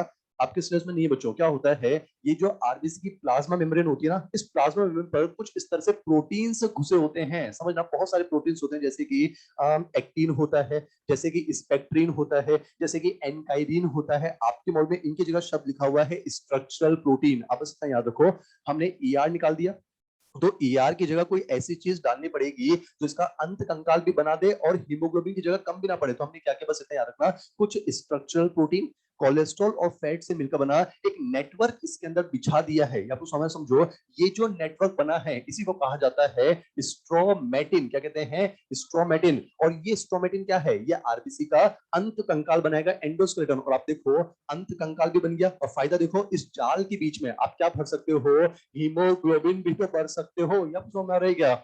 वापस से बोल रहा हूँ, न्यूक्लियस को निकालकर हीमोग्लोबिन डाल दिया, ईआर को निकालकर हीमोग्लोबिन डाल दिया, ईआर की जगह स्ट्रोमेटिन डाल दिया। अब सुनो ना, ये जो स्ट्रोमेटिन होता है ना बेटा, ये स्ट्रोमेटिन क्या है, ये आरबीसी का अंत कंकाल है। और समझो ये स्ट्रोमेटिन स्पंजी होता है। कैसा होता है, स्पंजी। तभी समझने की कोशिश करना, बरसों पुरानी बात है ये लंग्स था, बरसों नहीं बे, 3-4 दिन पहले बात है ये लंग्स था, आज ये आरबीसी है। समझने की कोशिश करना, आरबीसी का जो अंत कंकाल होता है, समझो स्ट्रोमेटिन कैसा होता है, स्पंजी होता है। अब आगे बढ़ते हैं, सुनना ना, समझे। अब देखो बेटा, आरबीसी का सेल है ना, और किसी भी सेल के चारों तरफ क्या होगी, प्लाज्मा मेम्ब्रेन होती है, कोशिका झिल्ली होती है। आरबीसी की जो प्लाज्मा मेम्ब्रेन है, मैंने आपको बताया भी था, इसको कहा जाता है डोनेंस मेम्ब्रेन। क्या कहते हैं, डोनेंस मेम्ब्रेन। और हम पढ़ चुके हैं ये डोनेंस मेम्ब्रेन है, जो नेगेटिव चार्जेस होते हैं, जो ऋणात्मक आवेश होते हैं, जैसे क्लोराइड और बाइकार्बोनेट, उनके लिए पारगम्य होते हैं। या करो क्लोराइड शिफ्ट बड़े प्यार से, कुछ आता रह गया। तो ये जो डोनेन मेम्ब्रेन होती है, ये नेगेटिव चार्जेस के लिए तो पारगम्य होती है, और जो पॉजिटिव चार्जेस होते हैं जैसे कि सोडियम पोटेशियम, उनके लिए अपारगम्य होती है। और इसके बारे में जो है डोनेन ने पढ़ा था, इसके इसको डोनेन इफेक्ट भी कहा जाता है। अब समझो ना, ये जो डोनेन मेम्ब्रेन होती है, जो प्लाज्मा मेम्ब्रेन होती है, ये लचीली होती है, फ्लेक्सिबल होती है। अब मैंने आपसे क्या कहा, आरबीसी का जो अंत कंकाल है वो कैसा है, स्पंजी है, स्ट्रोमेटिन। और प्लाज्मा मेम्ब्रेन भी कैसी है, लचीली होती है, फ्लेक्सिबल। तो इसका क्या फायदा होगा, मैं आपको डेमोन्स्ट्रेट करके बताऊंगा, समझना। मुझे कितना बताओ, जो मेच्योर आरबीसी उसका साइज कितना होता है, 7.5 माइक्रोमीटर। अब समझने की कोशिश करना, बहुत आसान समझ में आएगा। मान लो बेटा ये हमारी कोई रक्त वाहिनी, कोई ब्लड वेसल है, मान लो इसका डायमीटर तो अभी ज्यादा है, मान लो ये रक्त वाहिनी आगे चलकर किसी ऐसी कैपिलरी में कन्वर्ट हो जाती है जिसका डायमीटर मान लो सिर्फ 5 माइक्रोमीटर है। अब तो क्या होगा समझो, ये तो है बेटा 7.5 माइक्रोमीटर की आरबीसी है। अब समझना, इसका अंत कंकाल कैसा है, स्पंजी, और प्लाज्मा कैसी है, फ्लेक्सिबल। तो इन दोनों की वजह से क्या होता है, 7.5 माइक्रोमीटर की आरबीसी आसानी से पिचक्कर 5 माइक्रोमीटर या उससे भी कम डायमीटर की कैपिलरी से गुजर सकती है। क्या कुछ समझ आ रहा है क्या। अब आगे बढ़ते हैं ना, सुनना ना, मेरे सीक्वेंस को फॉलो करते जाओ। मुझे तो अगर आरबीसी में गोल्जी बॉडी होता, पहले था इसका मतलब, तो हीमोग्लोबिन भरने की जगह कम पड़ जाती ना। तो जब ये आरबीसी मैच्योर हो रहा था, हमने गोल्जी बॉडी से क्या कहा, चलो चलो चलो चलो बाहर चलो। कौन पढ़ाएगा इतने प्यार से, ताकि क्या भर सके, हीमोग्लोबिन। और समझो, मैं बार बार बोल रहा हूँ, इसका मतलब पहले ये सारी चीजें थी। मुझे बताओ, अगर आरबीसी में माइटोकॉन्ड्रिया होता तो हीमोग्लोबिन भरने की जगह कम पड़ जाती ना। तो जब आरबीसी मैच्योर हो रहा था, हमने माइटोकॉन्ड्रिया से क्या कहा, चलो चलो चलो चलो बाहर चलो। मजे तो नहीं लेते हो ना, ताकि हम ज्यादा मात्रा में क्या भर सके, हीमोग्लोबिन। लेकिन अब आपने फिर से सत्यानाश कर दिया। अरे हीमोग्लोबिन भरने के चक्कर में आपने माइटोकॉन्ड्रिया निकाल दिया। आप भूल गए, mitochondria is the power house of cells. सुना क्या आपने ये, आप जानते हो माइटोकॉन्ड्रिया के अंदर क्रेब्स साइकिल चलता है, थोड़ा आइडिया क्या। आपने सुना होगा mitochondria is the site of aerobic respiration. Mitochondria जो है वो वायवीय श्वसन का एक स्थल होता है। तो कंफर्म है, जब आरबीसी में माइटोकॉन्ड्रिया नहीं है तो पहली बात तो इसमें क्रेब्स साइकिल के एंजाइम भी नहीं होंगे। और मुझे सोच करता हूँ, आरबीसी एरोबिक रेस्पिरेशन करेगा कि एनारोबिक, एनारोबिक रेस्पिरेशन करेगा, ये याद रहेगा। पीछे एक साइड में मेन एग्जाम में एक सवाल भी आया, आप घर जाकर देख लेना। सवाल ये था, इन चारों में से वो कौन सी कोशिका है जो ग्लूकोज को एनारोबिकली तोड़ सकती है। तो आंसर है आरबीसी। सो हमें उस पर डाउट आता है, सो अगर हमने माइटोकॉन्ड्रिया निकाल दिया, पावर हाउस ऑफ सेल, तो आखिर आरबीसी को एनर्जी कहां से मिलेगी। अरे समझो, हमने माइटोकॉन्ड्रिया निकाला है, साइटोप्लाज्म थोड़ा निकाला है। और आपको पता है साइटोप्लाज्म के अंदर ग्लाइकोलाइसिस होता है, और ग्लाइकोलाइसिस में 2-4 एटीपी का प्रोडक्शन तो होता ही है ना। तो कुल मिला के आरबीसी के अंदर जो है ग्लाइकोलाइसिस के एंजाइम तो होंगे नहीं, ग्लाइकोलाइसिस से इसकी ऊर्जा की जो रिक्वायरमेंट वो पूरी हो जाएगी। इसमें क्रेब्स साइकिल के एंजाइम नहीं होंगे। यहाँ के सामने वापस बता रहा हूँ, समझना। हमने न्यूक्लियस को निकालकर हीमोग्लोबिन डाल दिया, ईआर को निकालकर हीमोग्लोबिन डाल दिया, ईआर की जगह स्ट्रोमेटिन डाल दिया, फ्लेक्सिबल प्लाज्मा की बातें हम कर चुके हैं। गोल्जी बॉडी को निकालकर हमने हीमोग्लोबिन डाल दिया, माइटोकॉन्ड्रिया को निकालकर हमने हीमोग्लोबिन डाल दिया। और माइटोकॉन्ड्रिया की जरूरत नहीं है, कोई बात नहीं, ग्लाइकोलाइसिस से काम चल रहा है। एक काम मैं आपको मॉडल में आपके साथ पढ़ूंगा, पेज नंबर 106 पर हम चल रहे हैं। देखो हेडिंग लिखा हुआ है आरबीसी, बच्चों उसमें 3 बिंदु तो हम पढ़ चुके हैं।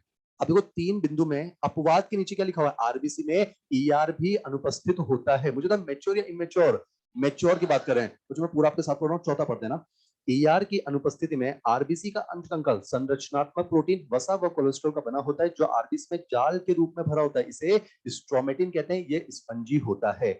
आरबीसी की प्लाज्मा झिल्ली अत्यधिक लचीली होती है, इसे डोनल मेम्ब्रेन कहते हैं। ये कुछ विशेष आयन जैसे कि क्लोराइड बाइकार्बोनेट के लिए अत्यधिक पारगम्य और सोडियम पोटेशियम के लिए अपारगम्य होती है, इसे डोनेन घटना भी कहते हैं। छठे पॉइंट पर है ना बच्चों, आपको मिल तो गया ना, मैं पूरा आपके साथ पढ़ रहा हूँ। देखो लिखा हुआ है स्पंजी अंतकंकाल और लचीली प्लाज्मा झिल्ली के कारण आरबीसी अपने से, यानी उसका डायमीटर कितना है 7.5, पर वो अपने से कम व्यास की यानी 5 माइक्रोमीटर की रक्त केशिकाओं से भी आसानी से गुजर सकती है। सातवें पॉइंट में लिखा हुआ है आरबीसी में माइटोकॉन्ड्रिया व गोल्जी बॉडी भी अनुपस्थित होते हैं। आठवां बिंदु, माइटोकॉन्ड्रिया की अनुपस्थिति में आरबीसी में केवल अवायवीय श्वसन होता है, यानी एंडोबिक रेस्पिरेशन होता है। अतः आरबीसी में केवल ग्लाइकोलाइसिस प्रक्रिया के एंजाइम्स पाए जाते हैं, जबकि क्रेब चक्र के एंजाइम अनुपस्थित होते हैं। जो 9th और 10th नंबर का पॉइंट है, ये हम ब्लड ग्रुपिंग में पढ़ेंगे। आपको थोड़ा सा आइडिया बच्चों, ब्लड ग्रुप के जो एंटीजन होते हैं प्रतिजन, वो आरबीसी के सरफेस पर होते हैं, और अगर आरएच एंटीजन होना होगा तो वो भी किस पर होगा, आरबीसी के सरफेस पर होगा। तो 9th और 10th हम बाद में समझेंगे। 11th वाला हम पढ़ चुके हैं, 12th वाला हम पढ़ चुके हैं। आपको समझ में आ रहा है क्या? अब सुना ना, एक काम करते हैं, अब जरा मैं आरबीसी से कुछ बात करता हूं, अब सुनना। अरे ओ आरबीसी सुनो ना, अब सुन रहे हो क्या? मैं आरबीसी से बात कर रहा हूँ, आपकी मुस्कुराहट कीमती, मैं आपसे बात कर रहा हूँ। अरे ओ आरबीसी, किस बात का घमंड है तुम्हें? हाँ, माना कि इस मोहल्ले में तुम्हारा ही साम्राज्य है। जाहिर सी बात है, इस ब्लड वेसल में मैक्सिमम सेल कौन से होते हैं? आरबीसी। अरे माना कि तुम ब्लड के अंदर बहुमत में मिलती हो, पर किस बात का घमंड है तुम्हें? अरे ये तो वही वाली बात हो गई, ऊंची दुकान और फीका पकवान। अरे तुम्हारे पास कुछ भी तो ना है, तुमसे बढ़िया तो एपिथेलियम टिश्यू का गरीब सेल है, कम से कम उसके पास न्यूक्लियस तो है। अरे तुम्हारे पास न्यूक्लियस भी नहीं है, उसके पास माइटोकॉन्ड्रिया है, तुम्हारे पास माइटोकॉन्ड्रिया भी नहीं है, उसके पास गोल्जी बॉडी ईआर है, तुम्हारे पास वो भी तो नहीं है। तो किस बात का घमंड है तुम्हें? साफ साफ बताओ आदिश, तुम्हारे पास है क्या? सवाल पूछो इससे, तुम्हारे पास है क्या? अरे पूछो ना इससे, तुम्हारे पास है क्या? आरबीसी झल्ला उठी, आरबीसी झल्ला उठी। आरबीसी कहती है हम जानते हैं हमारे पास माइटोकॉन्ड्रिया नहीं है। मैं आपको आरबीसी का दुख समझा रहा हूं, समझो। अरे आरबीसी कहती है, आरबीसी रो रही है, आप मुस्कुरा रहे हैं, देखो कनेक्शन समझ ना। देखो आरबीसी कहती है हम जानते हैं हमारे पास mitochondria, Golgi body, ER, nucleus नहीं है, पर मां कसम हमारे पास दो ऐसी चीजें हैं जो और किसी के पास नहीं है। पहली चीज हीमोग्लोबिन, और याद आ रहा है क्या?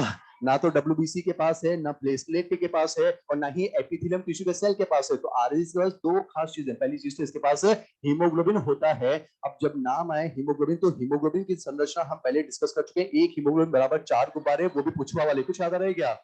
समझ आना, वो जो हमने पढ़ा था बच्चों, वो एक हीमोग्लोबिन था। अब आपने देखा, आपने आरबीसी को खाली क्यों किया? ताकि ज्यादा मात्रा में क्या भर सके, हीमोग्लोबिन। तो एक आरबीसी के अंदर वैसे लगभग 26.5 करोड़ हीमोग्लोबिन मॉलिक्यूल होते हैं। ऐसा डाउट मत पूछना सर 2600 में आ गया, ये आधा हीमोग्लोबिन क्या कर रहा है, मैं रेपटा मार दूंगा? अरे 0.5 का मतलब आधा नहीं है, 50 लाख है। अरे 26.5 करोड़, इसका मतलब 26 करोड़ 50 लाख है। तो एक आरबीसी के अंदर 26.5 करोड़ हीमोग्लोबिन के मॉलिक्यूल प्रेजेंट होते हैं। अब उस में आ रहा है क्या? एक काम करते, कुछ बकवास बातें पढ़ लेते हैं। आप राइट साइड वाले पेज पर आ चुके हो, देखो ऊपर ही पर लिखा हुआ है 13वां बिंदु। आप देखो लिखा हुआ है प्रत्येक आरबीसी के अंदर हीमोग्लोबिन के 26.5 करोड़ अणु होते हैं।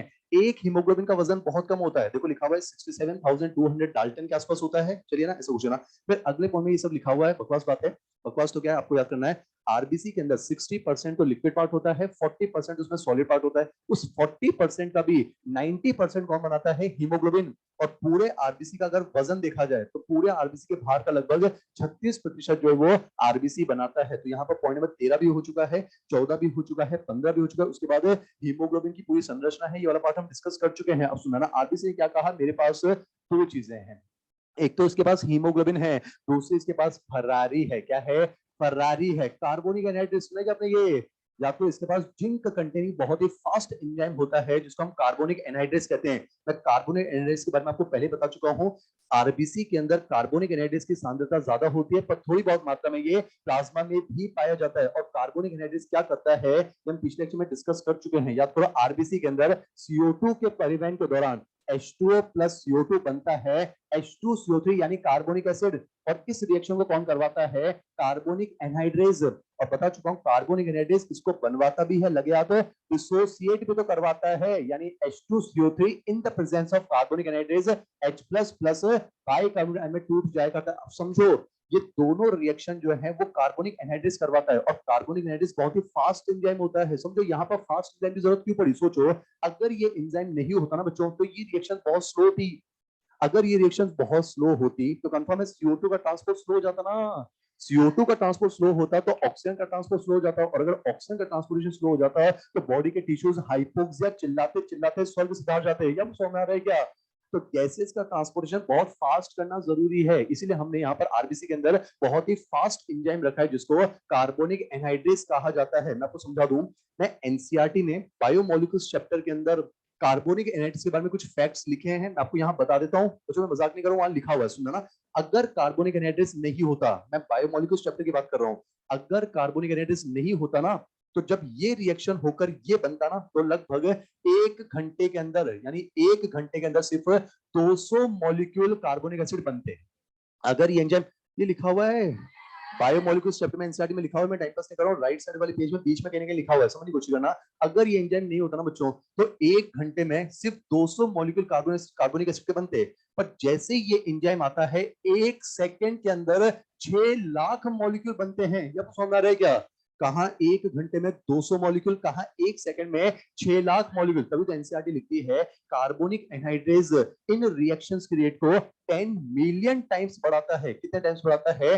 10 मिलियन टाइम्स बढ़ाता है। पर आपके मॉड्यूल में जो है 5000 का एक फिगर लिखा हुआ है, क्यों लिखा हुआ मुझे खुद को नहीं पता। मैं चाहूंगा आप एनसीईआरटी को जो है फेवर करना ना। कहां लिखा हुआ? पेज नंबर 117 पर आओ जल्दी, पेज नंबर 117 पर। डब्ल्यूबीसी तो पढ़ना है बच्चों। पेज नंबर 117 पर देखो, ऊपर ही पर चौथा बिंदु है ना, चौथा बिंदु मैं आपके साथ पढ़ता हूँ। आरबीसी में महत्वपूर्ण एंजाइम कार्बोनिक एनहाइड्रेस उपस्थित होता है। यह एंजाइम CO2 के परिवहन दौरान कार्बोनिक एसिड के निर्माण और बाद में उसके वियोजन की दर को 5000 गुना बढ़ा देता है। मुझे ऐसा लगता है कि हमें एनसीईआरटी के साथ चलना चाहिए। इसका मतलब ये नहीं कह रहा कि आप इसको काट दो, मुझे ऐसा लगता है कि हमें एनसीईआरटी भगवान है ना, तो एनसीईआरटी ने क्या लिखा है, वो इस रिएक्शन को 10 मिलियन टाइम्स बढ़ाता है। यहाँ लिखा हुआ है 5000। मुझे ऐसा लगता है अगर पहला ऑप्शन 10 मिलियन मिल जाए तो उसको प्रेफरेंस देंगे, अगर वो ऑप्शन में ना हो फिर 5000 ऑप्शन मिल जाए तो इसको भी प्रेफरेंस दी जा सकती है। चलिए अब वापस हम चलते हैं आरबीसी पर। गुड मॉर्निंग, है ना। अब वापस आ जाओ जी पेज नंबर 106 पर जल्दी से ना। हम पहला सेल पढ़ रहे हैं आरबीसी, है ना। पेज नंबर 106 पर देखो, आरबीसी के 12 के 12 बिंदु हो चुके, है ना। अब राइट साइड वाले पेज पर देखो 13वां पॉइंट हो चुका है, 14वां हो चुका है, 15 हो चुका है। उसके बाद जो है हीमोग्लोबिन का पूरा स्ट्रक्चर पढ़ चुके हैं। अब कुछ फैक्चुअल बातें जल्दी से खत्म करते हैं ना। अगला लिखा हुआ बच्चों साइज ऑफ आरबीसी। मुझे बताओ हमारे आरबीसी का साइज कितना होता है? 7.5 माइक्रोमीटर। देखो लिखा हुआ है आरबीसी के साइज में अगर कोई परिवर्तन होता है तो उसको एन आइसोसाइटोसिस कहा जाता है। एन आइसोसाइटोसिस, सिस मतलब प्रोसेस, साइट मतलब सेल, आइसो मतलब सेम, एन मतलब नहीं। द प्रोसेस ऑफ सेल की साइज का सेम ना रहना इज कॉल्ड एन आइसोसाइटोसिस। कभी कभी जो है आरबीसी की साइज चेंज हो जाती है। कब वो चेंज हो जाती है बता चुका हूं, पढ़कर देखो। देखो लिखा हुआ है अगर विटामिन B12 की कमी होगी तो साइज बड़ा हो जाता है मैक्रोसाइट, और आयरन की कमी है तो साइज छोटा हो जाता है माइक्रोसाइट। उसमें लिखा हुआ है ना, यहाँ पर साइज की बात हो चुकी है। फिर अगला लिखा हुआ है शेप। मुझे तो हमारे आरबीसी का शेप क्या होता है? बाई कॉन्केव होता है ताकि ज्यादा हीमोग्लोबिन भरा जा सके ना। तो लिखा हुआ है अगर आरबीसी की आकृति यानी शेप में कोई परिवर्तन हो तो फास्ट पढ़ रहे क्या? जो समझाना था वो समझा चुका हूं, अब बस फैक्चुअल बातें चल रही है ना। जब आरबीसी के शेप में कोई परिवर्तन होता है इसको कोई किलोसाइटोसिस कहा जाता है। जैसे देखो एक वर्ड लिखा हुआ है यूरेमिया, प्लीज समझे। मिया जो शब्द होता है ये ब्लड के लिए यूज होता है। अब वैसे हमारे ब्लड में नॉर्मली यूरिया होता है, ये आप एक्सप्रेशन पढ़ेंगे, पर अगर ब्लड में यूरिया जरूरत से ज्यादा हो जाए तो उसको कहते हैं यूरेमिया। मिया में यूरिया का भरमार हो जाना यूरेमिया। अगर ब्लड में यूरिया जरूरत से ज्यादा हो जाए ना तो अब ये आरबीसी पर अटैक करता है और आरबीसी का शेप चेंज हो जाया करता है, इरेगुलर हो जाता है। और ऐसे आरबीसी जो यूरेनिया की वजह से उनका शेप चेंज हो जाए उनको बर्ल सेल कहते हैं। क्या कहते हैं? बर्ल सेल। आप पढ़ के देखो लिखा हुआ है बर्ल सेल के बारे में। आपने ये एक नाम सुना है सिकल सेल एनीमिया?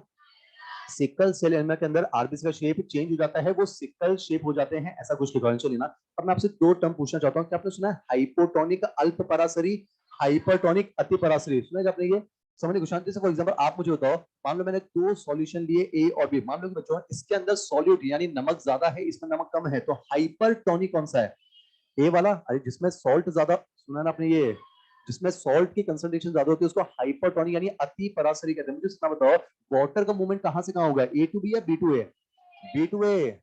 अरे आपने सुना होगा जहां जहां नमक वहां वहां पानी। तो देखो यहाँ पर नमक ज्यादा तो वाटर का मूवमेंट कुछ इस तरह से होता है। तो समझना, मान लो बेटा ये है आरबीसी, बहुत साल पहले इंच में सवाल आते थे ना, मान लो ये आरबीसी है, इसका खुद ना कोई ऑस्मोटिक कंसंट्रेशन तो होगा। अगर हम आरबीसी को किसी हाइपोटोनिक मीडियम में रख दें, हाइपोटोनिक में मुझे तो पानी बाहर आएगा कि अंदर जाएगा, अंदर चला जाएगा, और उसकी वजह से आरबीसी फूलकर फट जाती है। देखो लिखा हुआ है हाइपोटोनिक मीडियम के अंदर आरबीसी फूलकर फट सकती है। मुझे तो अगर हम आरबीसी को हाइपरटोनिक मीडियम में रख दे तो पानी बाहर आ जाएगा, यानी वो सिकुड़कर पिचक सकती हैं। देखो लिखा हुआ है हाइपरटोनिक के अंदर वो सिकुड़कर पिचक सकती हैं। ऐसा कुछ साइज की बात हो गई, शेप की बात हो गई। अगला लिखा हुआ है लाइफ स्पैन, हम पढ़ चुके हैं हमारे अंदर आरबीसी का लाइफ स्पैन 120 दिन के आसपास होता है। मैमल्स में लिखा हुआ है 120 से 127 या 129, ऐसा कुछ है। चलिए अब पढ़ना पलटे। उसके बाद लिखा हुआ है आरबीसी काउंट, क्या हम पढ़ चुके हैं।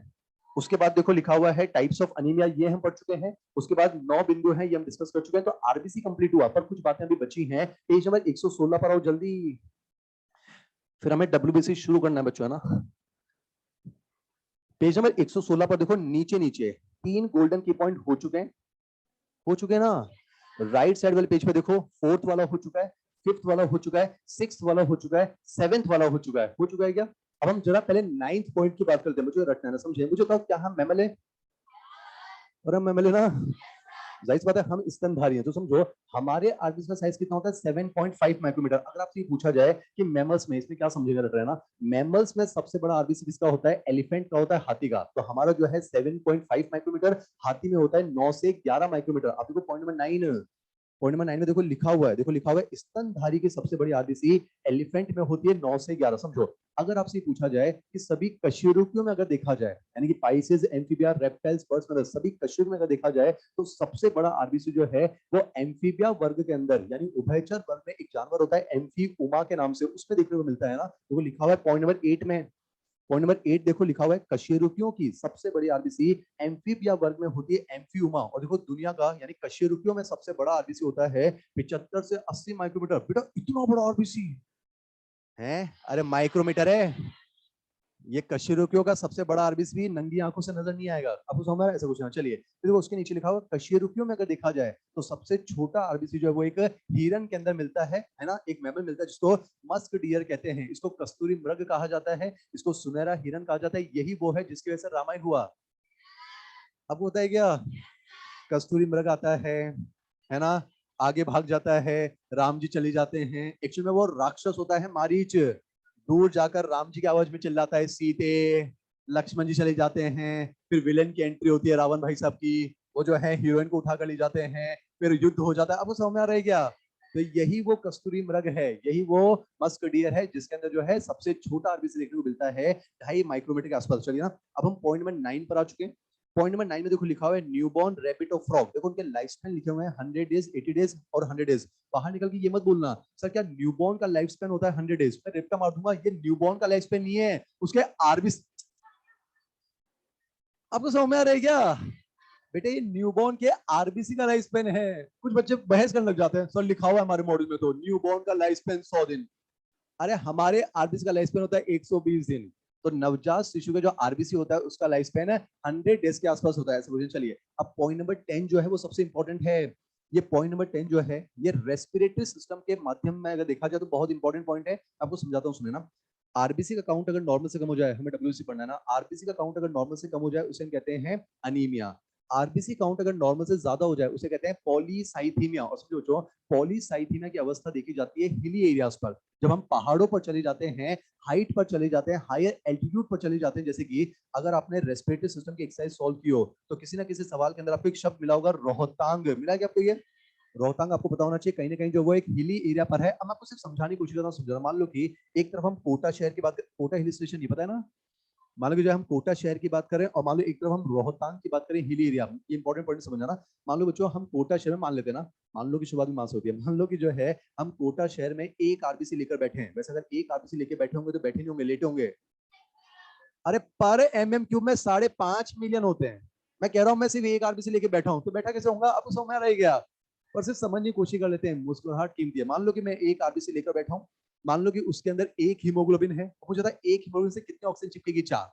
मान लो 4 ऑक्सीजन ट्रेवल कर रही है और टिश्यूज को 4 की 4 दी जा रही है। वैसे मैं आपको बता चुका 100% डिसोसिएशन नहीं होता है। अब समझो मान लो कि मेरे टिश्यूज को 4 ऑक्सीजन चाहिए थी, तो 4 मिल गए, मेरा काम चल गया। अब समझो, मान लो मैं यही एक आरबीसी लेकर रोहतांग चला गया, मान लो मैं पहाड़ी इलाकों में चला गया। आपको पता है जब हम ऊंचाई पर जाते हैं ऑक्सीजन का आंशिक दाब कम हो जाता है, और मैंने आपको बताया था हीमोग्लोबिन और ऑक्सीजन का जुड़ना प्राइमरीली डिपेंड करता है ऑक्सीजन के आंशिक दाब पर। तो प्लीज समझना, जब हम ऊंचाई पर जाते हैं ऑक्सीजन का पार्शियल प्रेशर कम होगा, तो समझने की कोशिश करना, ऑक्सीजन और हीमोग्लोबिन की बंधुता कम हो जाती है। ऑक्सीजन हीमोग्लोबिन से बाइंड नहीं होना चाहिए। जहां एक हीमोग्लोबिन से 4 चिपकती थी, मान लो वहां एक हीमोग्लोबिन से सिर्फ 2 बाइंड हुई। अब समझ आ रहा है क्या? अब मुझे तो 4 चाहिए ना। तो इस चीज को कंपनसेट करने के लिए हमारी बॉडी में आरबीसी का नंबर बढ़ा दिया जाता है। मान लो एक और आरबीसी बना लिया तो 2 आरबीसी हो गया ना, तो 2 हीमोग्लोबिन एक से बाइंड होगी 2, तो 2 से हो गई 4, मेरा काम चल गया ना। बस इतना याद रखें, मुझे इंपॉर्टेंट पॉइंट है, जब हम ऊंचाई पर जाते हैं, जब हम पहाड़ी इलाकों में जाते हैं, ऑक्सीजन का आंशिक दाब कम हो जाता है, हीमोग्लोबिन ऑक्सीजन की बंधुता की क्षमता कम हो जाती है। इस चीज को कंपनसेट करने के लिए ऊंचे इलाकों पर आरबीसी का नंबर बढ़ा दिया जाता है, उसी को हम कहते हैं पॉलीसाइथीमिया। चलिए पॉइंट नंबर 11, मैं एक गोल्डन की पॉइंट समझा रहा हूँ ना। पॉइंट नंबर 11 जो मेरी जुबान से निकला था, याद करो, मेंढक के अंदर जो किडनी होता है वो एरिथ्रोपोइटिक ऑर्गन होता है। चलिए ना पॉइंट नंबर 12 देखते हैं, क्या लिखा हुआ है। धीरे प्रवाह की अवस्था में, धीरे प्रवाह का मतलब है ब्लड का धीरे बहना, यानी ब्लड प्रेशर ज्यादा या कम? कम।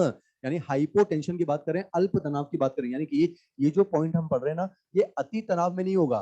जब ब्लड प्रेशर कम होता है तब ये देखने को मिलता है। देखो क्या लिखा हुआ है, धीरे प्रवाह की अवस्था में आरबीसी आपस में पृष्ठीय तनाव यानी सरफेस टेंशन की वजह से जो है वो चिपक जाते हैं। इसको रोलेक्स कहते हैं, रोलेक्स नहीं कहते हैं।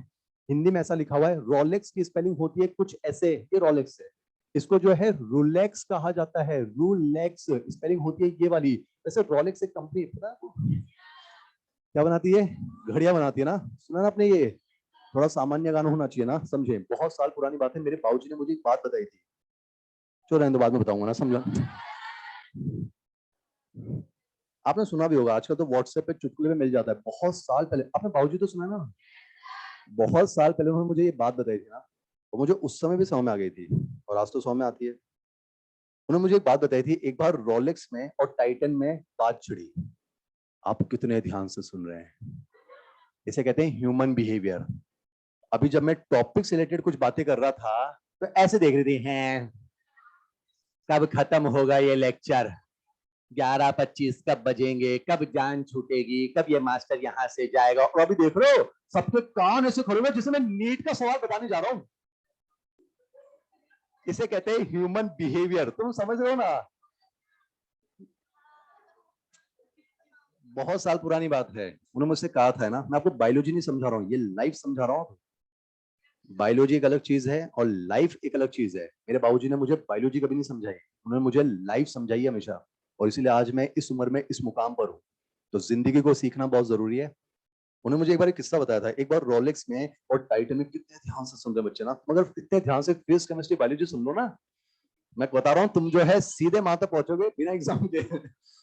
समझ? अब पता है, एक बार जो है उन्होंने एक बात बताई थी, आपको समझ आ जाएगा ना, बड़े बच्चे ना, मुझे उस उम्र में समझ में आ गई, आपको तो आ ही जाएगा ना। एक बार रोलेक्स और टाइटन में बात छिड़ी। आपको पता है टाइटन भी घड़ियां बनाती है, समझे ना? लेकिन हाँ, अगर मान लो आप जेब में 20,000 लेकर टाइटन के शोरूम में चले जाओ, तो मुझे लगता है कि आप बहुत अच्छी घड़ी ला सकते हो। तो अगर आप 20,000 लेकर रोलेक्स में शोरूम में चले जाओ तो फिर लफड़ा हो जाएगा, वहां पर शायद रोलेक्स की शुरुआत ही नहीं होगी। आप समझ रहे हो क्या? तो एक बार जो है रोलेक्स और टाइटन में बात छिड़ी, बहुत पुरानी बात है, मेरे बाबूजी ने कही थी ना। टाइटन ने जो है रोलेक्स से कहा, क्या कहा, अरे सुन मेरी दोस्त रोलेक्स, अरे तुझ में ऐसी क्या बात है कि तू जो लाखों में आती हो और मैं बाजार में सिर्फ चंद हजारों में बिक जाती हूँ?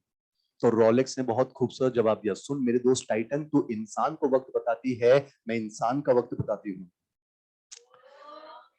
आपको नहीं आया ना समझ में? रहने दो ना, मैं आपको रोलेक्स समझा रहा हूँ। मैं समझ में आ गया क्या?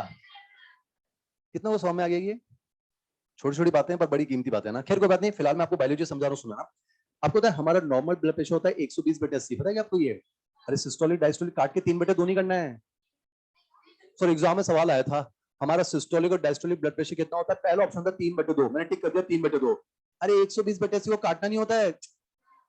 हमारा नॉर्मल ब्लड प्रेशर होता है 120/80, आप समझे ना? जब हम ब्लड प्रेशर की बात करते हैं तो हम आर्टरीज में बात करते हैं बच्चों ना, हमें डब्ल्यूबीसी पढ़ना है, हम आर्टरीज में बात करते हैं, धमनी में बात करते हैं। समझो ये ब्लड प्रेशर अच्छा खासा होता है, तो समझो जब इस ब्लड प्रेशर से ब्लड भागता है तो ब्लड स्पीड से भागता है, और जब ब्लड स्पीड से भागेगा तो डब्ल्यूबीसी स्पीड से भागेंगे, और प्रेशर इतना ज्यादा होता है, सॉरी मैं आरबीसी बात करूँ ना, तो आरबीसी स्पीड से भागते हैं, तो प्रेशर इतना ज्यादा होता है कि आरबीसी एक दूसरे से अटैच नहीं हो पाते हैं। अरे जब आंधी तूफान आता है तो चीजें पास में थोड़ी ना आती है, दूर दूर हो जाती है। पर समझो कल को मान लो ब्लड प्रेशर कम हुआ, हाइपोटेंशन, यानी प्रवाह अब धीरे हो चुका है। अब समझो, अब जब ब्लड स्लो स्लो मूव करेगा ना, तो सरफेस टेंशन की वजह से आरबीसी एक दूसरे से चिपकने लग जाते हैं, और आरबीसी चिपक कर पाइल्स लाइक स्ट्रक्चर बनाते हैं। पाइल्स एक बीमारी होती है, वो डाइजेस्टिव सिस्टम में हम बात कर लेंगे, समझना। पाइल्स का मतलब होता है ऐसे इकट्ठे होना, जैसे कि आपने देखा कॉइन्स, सिक्के जो होते हैं, सिक्कों को एक के ऊपर जमा करते जाओगे तो उसको कहते हैं पाइल्स ऑफ कॉइन्स। तो समझना, जब ब्लड प्रेशर कम होगा, ये अगली क्लास में काम आएगा, तो आरबीसी एक दूसरे से इस तरह से चिपक चिपक कर पाइल्स लाइक स्ट्रक्चर बनाते हैं। इसको कहते हैं रूलेक्स। क्या कहते हैं?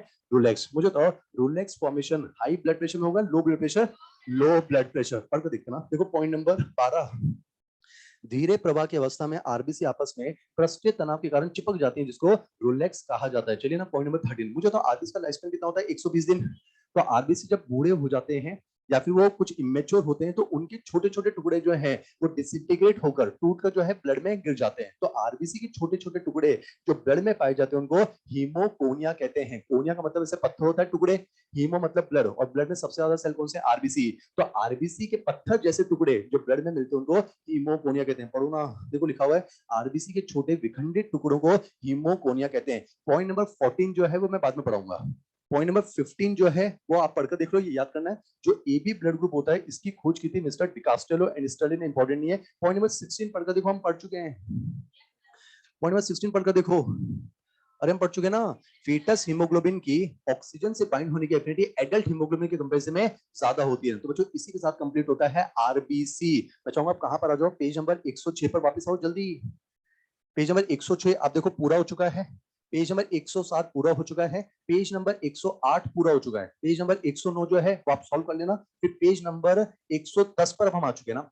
अब देखो राइट साइड वाले पेज पर, पेज नंबर 111 पर हेडिंग लिखा हुआ है व्हाइट ब्लड कॉर्पसेस। मैं आपको 1 मिनट का समय दे रहा हूं, एक बार आप आरबीसी को रिवाइज कर लो, फिर हम शुरू करेंगे डब्ल्यूबीसी ना। जितना होगा उतना करेंगे बच्चों ना। वो लाइन इंपॉर्टेंट नहीं है। जहां लिखा हुआ है टाइप्स ऑफ अनीमिया, उसके नीचे वाली लाइन कह रही हो क्या? इंपॉर्टेंट नहीं है।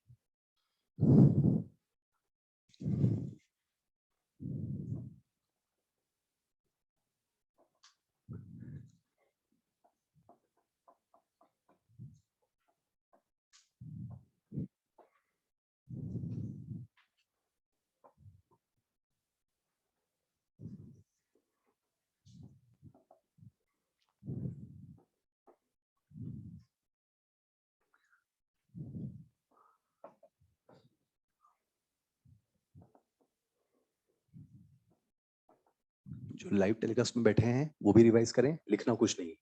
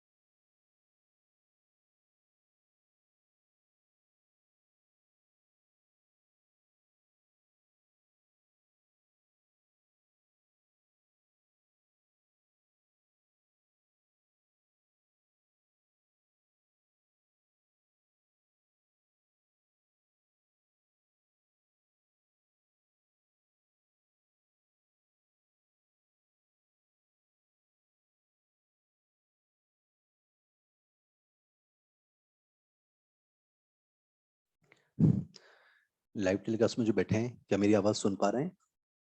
बच्चों जल्दी से बताएं, फिर हमें WBC शुरू करना है। चलिए ना, आपको लिखना कुछ नहीं है। मुझे नहीं लगता कि आज हम WBC कंप्लीट कर पाएंगे। हम फास्ट पढ़ रहे हैं क्या? बहुत स्लो पढ़ रहे हैं। मैं एक गोल्डन की पॉइंट भी कंप्लीट कर रहा हूँ अच्छी वर्ष में ना, बहुत बड़ी बात है। चलिए ना, अब आप मॉड्यूल में पेज नंबर 111 पर आ जाएं। राइट साइड वाला पेज है बच्चों ना, हेडिंग लिखा हुआ है श्वेत रक्त कणिकाएं, व्हाइट ब्लड कॉर्पसेस, यानी कि WBC ना। और ये जो मैंने टेबल बनाई है, ये लेफ्ट साइड वाले पेज में देखिए एज इट इज पूरी बनी हुई है। तो आपको ड्रॉ कुछ भी नहीं करना है। मुझे नहीं लगता कि आज हम इसको पूरा कर पाएंगे, पर जितना हो जाएगा उतना जरूर करेंगे ना।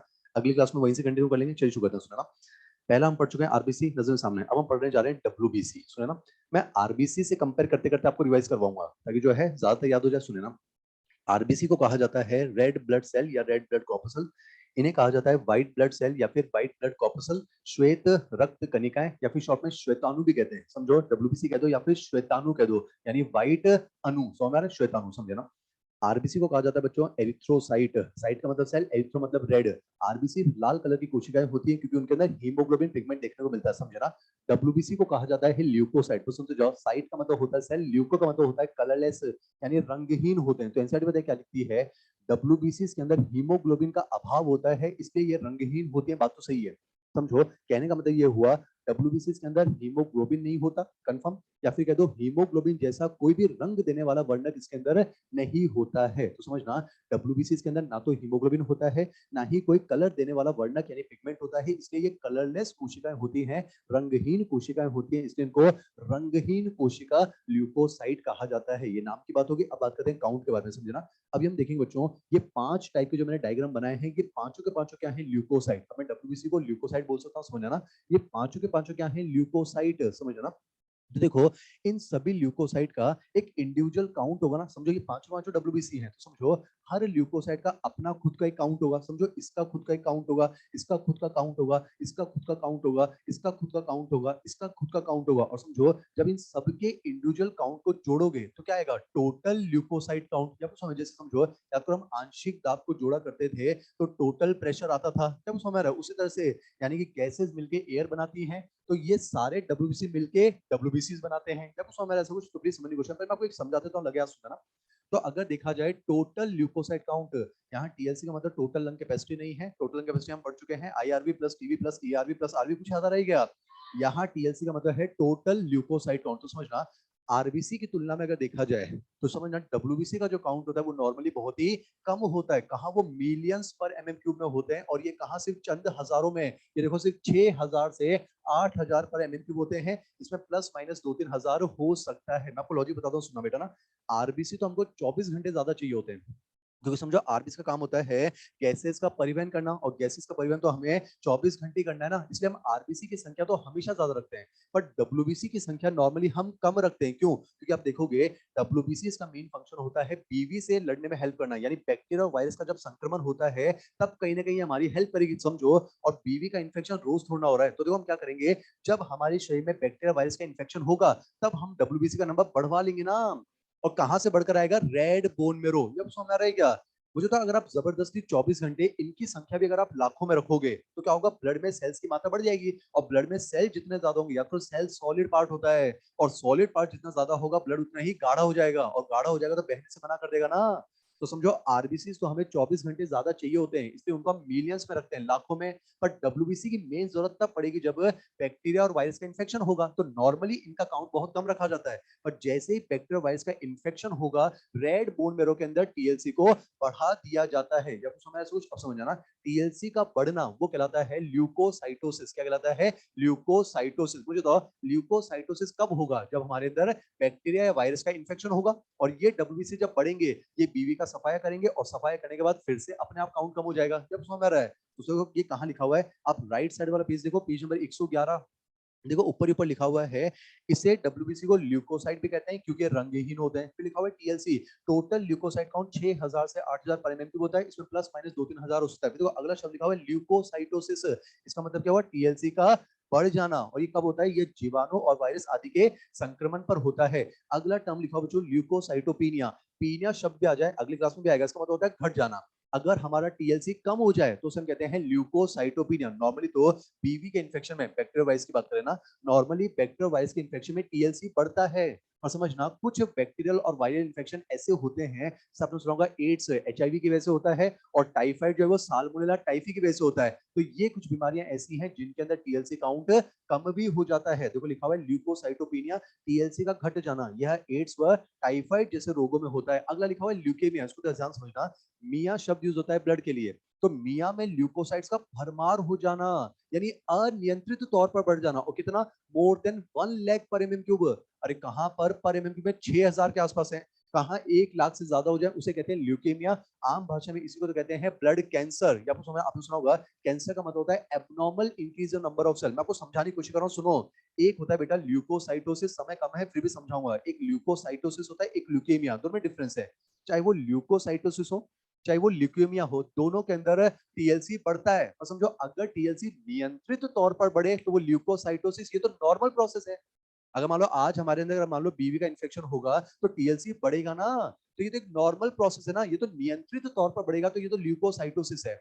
लेकिन अगर टीएलसी अनियंत्रित तौर पर बढ़ जाए, या कुछ समझ में आ रहा है क्या, तो वो कहलाता है ब्लड कैंसर। तो आप देखो ल्यूकेमिया में देखो आपको वर्ड मिलेगा, देखो लिखा हुआ है टीएलसी का अनियंत्रित रूप से बढ़ जाना। अगर पूछा जाए नियंत्रित रूप से टीएलसी बढ़ना, ल्यूकोसाइटोसिस, पर अनियंत्रित रूप से बढ़े तो वो ल्यूकेमिया। और देखो लिखा हुआ है, और अगर मान लो डब्ल्यूबीसी ज्यादा होंगे तो ये ब्लड की बाकी सेल्स को नष्ट कर सकती है। देखो लिखा हुआ है, जिससे ये स्वयं की रक्त कणिकाओं को नष्ट करने लगती है, इसे ब्लड कैंसर भी कहते हैं। ब्रैकेट में लिखा हुआ है मोर देन 1 लाख, ऐसा कुछ ना। अब समझे ना, सुने ना, अब मैं आपको वापस समझा रहा हूँ, सुने। हम डब्ल्यूबीसी के नाम की बात कर चुके हैं। डब्ल्यूबीसी इसका जो कुल काउंट होता है उसको कहा जाता है टोटल ल्यूकोसाइट काउंट। मैं आपको समझा चुका हूँ, नॉर्मली इसको कम रखा जाता है, जरूरत पड़ने पर हम टीएलसी को बढ़ा सकते हैं, ऐसा कुछ। अब सुना, समझे ना।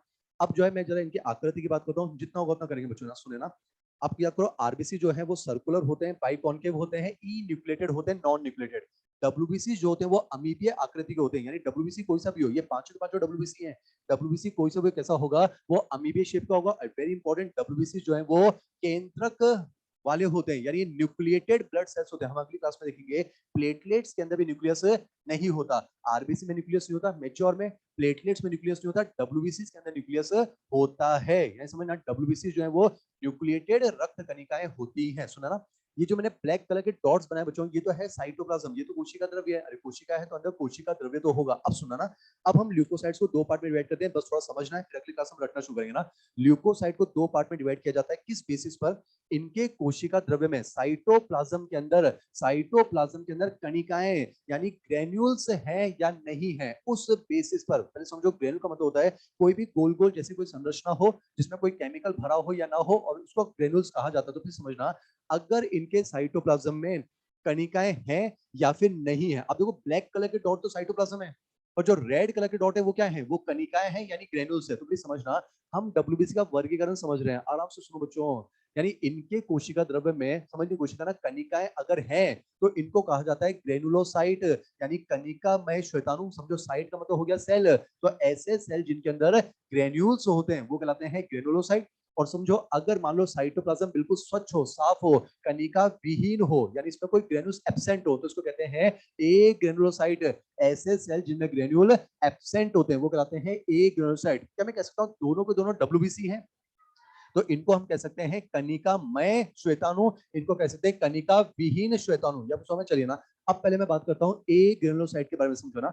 ये जो ए ग्रेनुलोसाइट डब्ल्यूबीसी होते हैं ना बेटा, ये दो टाइप के होते हैं, एक होता है मोनोसाइट और एक होता है लिम्फोसाइट। और जो इनकी संरचना की बात करते हैं, पहली बात तो अमीबीय आकृति के होंगे, समझो ना। ये जो ब्लैक कलर के डॉट है वो तो साइटोप्लाज्म है, और समझो ये ए ग्रेनुलोसाइट है तो कंफर्म है इनके साइटोप्लाज्म में कणिकाएं नहीं होगी। अब जो इनके न्यूक्लियस की बात करते हैं, वैसे आप एनिमल टिश्यू में सर ने आपको 6 या 7 प्रकार की कोशिकाएं पढ़ी होगी, उसमें जो आपने 5वें नंबर पे लिम्फोसाइट पढ़ा होगा, सर ने बताया होगा लिम्फोसाइट के सेंटर में एक बड़ा सा राउंड न्यूक्लियस होता है। अब मुझे बताओ, जब न्यूक्लियस बड़ा होगा तो साइटोप्लाज्म की क्वांटिटी पहली बात तो कम हो जाएगी, और साइटोप्लाज्म पेरीफेरी पर चला जाता है, परिधि पर चला जाता है। तो समझो, और देखो यहाँ पर ग्रेन्यूल्स एब्सेंट है, तो ये ए ग्रेनुलोसाइट कैटेगरी में आता है, समझे ना।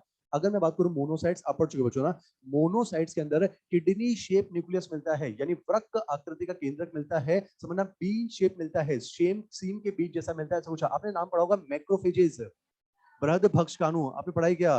आपने पढ़ा होगा जो मैक्रोफेजेस होते हैं वो कनेक्टिव टिश्यू की भक्षण कोशिकाएं होती है, फेगोसाइटिक होती है, साथ ही साथ वो सफाई कोशिका होती है, स्कैवेंजर। और वहां पर आपने देखा होगा उनके अंदर किडनी शेप न्यूक्लियस मिलता है। तो बच्चों एक्चुअली ये क्या है, ये मैक्रोफेज तो है। मैक्रोफेजेस को अलग अलग जगह पर अलग अलग नाम से पुकारा जाता है। जैसे लंग्स के मैक्रोफेज को हम कहते हैं डस्ट सेल, लीवर के मैक्रोफेज को कहते हैं कफर सेल, ब्रेन के मैक्रोफेज को माइक्रोग्लियल सेल। तो उसी तरह से ब्लड के मैक्रोफेज को कहा जाता है मोनोसाइट। यानी मोनोसाइट एक्चुअली मैक्रोफेज है, और मैक्रोफेज इसका मतलब इसके अंदर किडनी शेप न्यूक्लियस मिलता है। अब समझो ना, ये दोनों के दोनों जो है ये ए ग्रेनुलोसाइट है, इसका मतलब इनके साइटोप्लाज्म में ग्रेनुल नहीं है। अब समझ क्वेश्चन, इन दोनों में अगर आप ध्यान से देखो न्यूक्लियस की क्वांटिटी कितनी है, एक ही तो है। देखो इसमें न्यूक्लियस माना कि किडनी शेप है पर एक है, इसमें न्यूक्लियस जो है वो गोल गोल है पर एक है। तो ये ऐसे डब्ल्यूबीसी हैं जिनमें एक न्यूक्लियस मिलता है, इसलिए इनको कहा जाता है मोनो न्यूक्लियर डब्ल्यूबीसी। ऐसे डब्ल्यूबीसी जिनमें एक न्यूक्लियस मिलता है, या फिर हमारे स्किन को एकल केंद्र के डब्ल्यूबीसी भी कहा जाता है। यहाँ पर बात होगी ए ग्रेनुलोसाइट, अब बात करते हैं ग्रेनुलोसाइट। समझ जाना, नाम से पता चल रहा है बच्चों ये ऐसे डब्ल्यूबीसी होंगे, ये हम कंप्लीट करेंगे बच्चों ना। ये ऐसे डब्ल्यूबीसी हैं जिनके साइटोप्लाज्म में ग्रेन्यूल्स होंगे। अब समझो, ग्रेन्यूल्स को देखने के लिए एक पर्टिकुलर अभिरंजक से यानी डाई से स्टेन करना पड़ता है। मैंने वहां पर डाई की बात नहीं करी, क्यों? क्योंकि वहां पर ग्रेनुल है ही नहीं। आपको समझ जाना। तो देखो ये ऐसे डब्ल्यूबीसी हैं जिनमें ग्रेनुल है। अब उन ग्रेनुल्स को देखने के लिए कौन सी डाई से स्टेन किया जाएगा, उस बेसिस पर ग्रेनुलोसाइट तीन टाइप के होते हैं। समझना, अगर ग्रेनुल्स को देखने के लिए, अगर कणिकाओं को देखने के लिए किसी अम्लीय डाई से यानी एसिडिक डाई से स्टेन किया जाए तो वो कहलाते हैं एसिडोफिल। फिल का मतलब होता है लविंग यानी अट्रैक्ट करना, एफिनिटी। तो समझना, ये एसिडिक डाई को अट्रैक्ट करते हैं, ये एसिडिक डाई से प्यार करते हैं, इसलिए इनको एसिडोफिल कहा जाता है। और most commonly use acidic dye होता है इयोसिन, इसलिए इनको इयोसिनोफिल्स भी कहते हैं।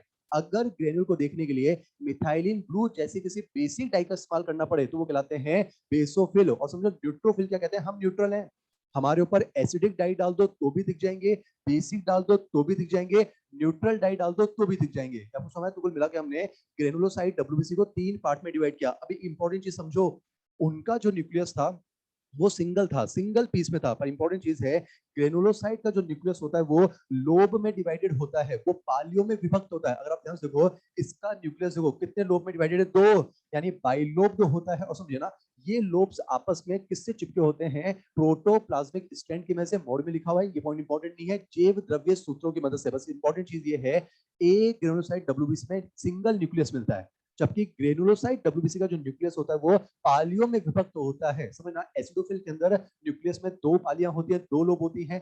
बेसोफिल में देखा जाए तो दो से तीन होती है, और जब तीन लोब है तो इसका न्यूक्लियस एस शेप दिखता है। आपको याद आना चाहिए मास्ट सेल, वहां तीसरे नंबर पर आपको मास्ट सेल पढ़ाया गया होगा, और वहां पर यह लाइन लिखी भी थी कि जो मास्ट सेल होते हैं वो हूबहू ब्लड के बेसोफिल्स की तरह होते हैं संरचना में और कार्य में। या समझ ऐसा कुछ, तो ये बिल्कुल मास्ट सेल की तरह हो गए। और समझ जाना, न्यूट्रोफिल का जो न्यूक्लियस होता है ये सबसे ज्यादा लोब में डिवाइडेड होता है, इसके न्यूक्लियस में 3 से 5 लोब दिखते हैं, यहाँ पर हमने 4 लोब दिखाए। अब समझो, इनका जो न्यूक्लियस है वो लोब में डिवाइडेड होता है, और लोब में डिवाइडेड होने की वजह से इनका न्यूक्लियस आपको एक से ज्यादा मॉर्फोलॉजिकल फॉर्म में नजर आ सकता है। किसी को बाहर से देखते हैं तो वो मॉर्फोलॉजी कहलाता है, इसलिए इनको कहा जाता है पॉलीमॉर्फो न्यूक्लियर डब्ल्यूबीसी।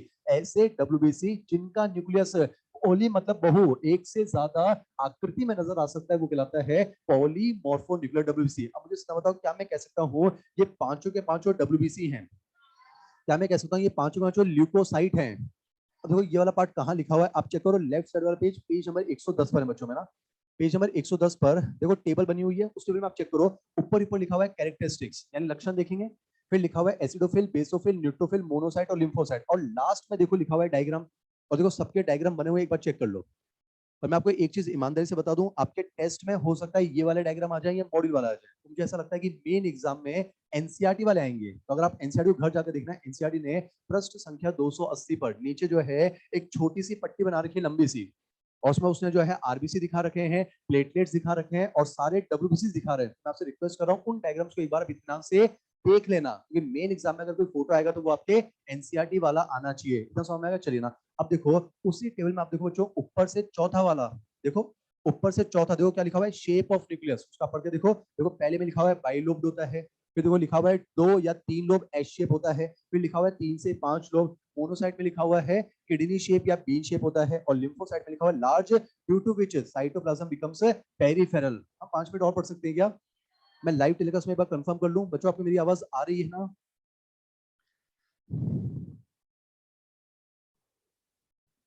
आ रही है ना, सुने ना, ये वाला पार्ट कंप्लीट करते हैं, सुने ना। अब देखो, आप देखो लगे, आप देखो उस टेबल में, आप देखो ऊपर से तीसरा देखो, स्टेन विद, टेबल में देखो स्टेन विद, ये भी हम पढ़ चुके हैं। देखो लिखा हुआ है एसिडिक डाई जैसे ईओसिन, बेसिक डाई जैसे methylene blue, any die.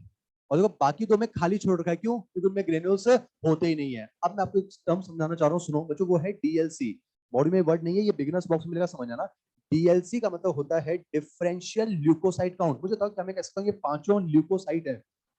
Leucocyte मतलब डब्ल्यू से, तो समझो डिफरेंट डिफरेंट टाइप के ल्यूकोसाइट का जो इंडिविजुअल काउंट होता है, यानी डिफरेंट डिफरेंट टाइप के ल्यूकोसाइट का जो खुद का काउंट होगा वो कहलाएगा डीएलसी। यानी समझो जिस तरह से गैसेस का आंशिक दाब होता है, तो उसी तरह से सभी ल्यूकोसाइट का डीएलसी होता है। तो मैं कह सकता हूँ इसका डीएलसी प्लस इसका डीएलसी प्लस इसका डीएलसी प्लस इसका डीएलसी प्लस इसका डीएलसी बराबर डीएलसी। आपको समझ, देखो बोर्ड में कहां लिखा हुआ है, लास्ट में आप देखो डायग्राम के ऊपर कहीं ना कहीं आपको मिलेगा नंबर, मिला क्या बच्चों? वही टेबल चल रही है, देखो उसमें लिखा हुआ है नंबर, नंबर के ब्रैकेट में लिखो डीएलसी।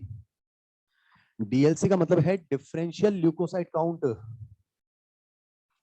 उस टेबल में जहां नंबर लिखा हुआ ब्रैकेट में आपने लिखा डीएलसी। अब आप जल्दी चेक कर लो, देखो पहले वाले में क्या लिखा हुआ है, 2 to 3% ऑफ टीएलसी। मुझे तो इसका मतलब क्या हुआ, यानी कि वो जो 6000 है ना, उसमें एसिडोफिल कितने होते हैं? 2 से 3%। तो हमारा बेसोफिल सबसे कम डब्ल्यूबीसी होते हैं, ये होते हैं 0.5 to 1%। न्यूट्रोफिल सबसे ज्यादा होते हैं 60 to 65%, ये होता है 6 से 8%, ये 20 से 25%। इसमें समझ नहीं, याद ही करना है ना, तो आप याद कर लेना। चलिए ना, अगला कॉलम मैं आपको ले चलता हूँ साइज में। आप चाहो तो देखो, पढ़कर देख लो ऊपर ही पर। सबसे पहला देखो लिखा हुआ है साइज। मुझे तो आरबीसी का साइज कितना था, 7.5 माइक्रोमीटर। इन सबका साइज अलग अलग, बच्चों टेबल पढ़ रहे हैं वो। अब वो सबसे लिखा हुआ है देखो 10 से 14 माइक्रोमीटर, 8 से 10 माइक्रोमीटर, 10 से 12, 12 से 20, 6 से 16। अब समझ में आ रहा है क्या? तो एक चीज ध्यान से सुन लो, अगर एग्जाम में ग्रेनुलोसाइट पूछे तो इन तीन में ढूंढना। अगर आपसे पूछा जाए कि सबसे छोटा ग्रेनुलोसाइट कौन सा है, तो बेसोफिल। देखो बेटा ये 8 माइक्रोमीटर हो सकता है, लेकिन आपसे ये पूछा, अगर आपसे पूछा जाए ग्रेनुलोसाइट तो इन तीन में ढूंढना। अगर ए ग्रेनुलोसाइट तो उन दो में ढूंढना। अगर आपसे पूछा जाए डब्ल्यूबीसी तो पांचों में ढूंढना। जैसे अगर आपसे पूछा जाए कि सबसे छोटा डब्ल्यूबीसी, तो लिम्फोसाइट, देखो लिम्फोसाइट 6 हो सकता है। अगर आपसे पूछा जाए सबसे बड़ा डब्ल्यूबीसी, तो मोनोसाइट 20 हो सकता है। जब समझ में आ रहा है क्या? तो क्वेश्चन को थोड़ा ध्यान से पढ़ना। चलिए ये बात होगी साइज की। अब बात करते हैं लाइफ स्पैन। देखो लाइफ स्पैन भी लिखा हुआ है। मुझे तो आरबीसी का लाइफ स्पैन कितना होता है, 120 दिन। उसके कंपैरिजन में इनका लाइफ स्पैन सिर्फ चंद घंटों का होता है। जैसे देखो लिखा हुआ है 10 से 14, देखो लिखा हुआ है ना 14 घंटे, 12, ऐसा कुछ लिखा हुआ है क्या?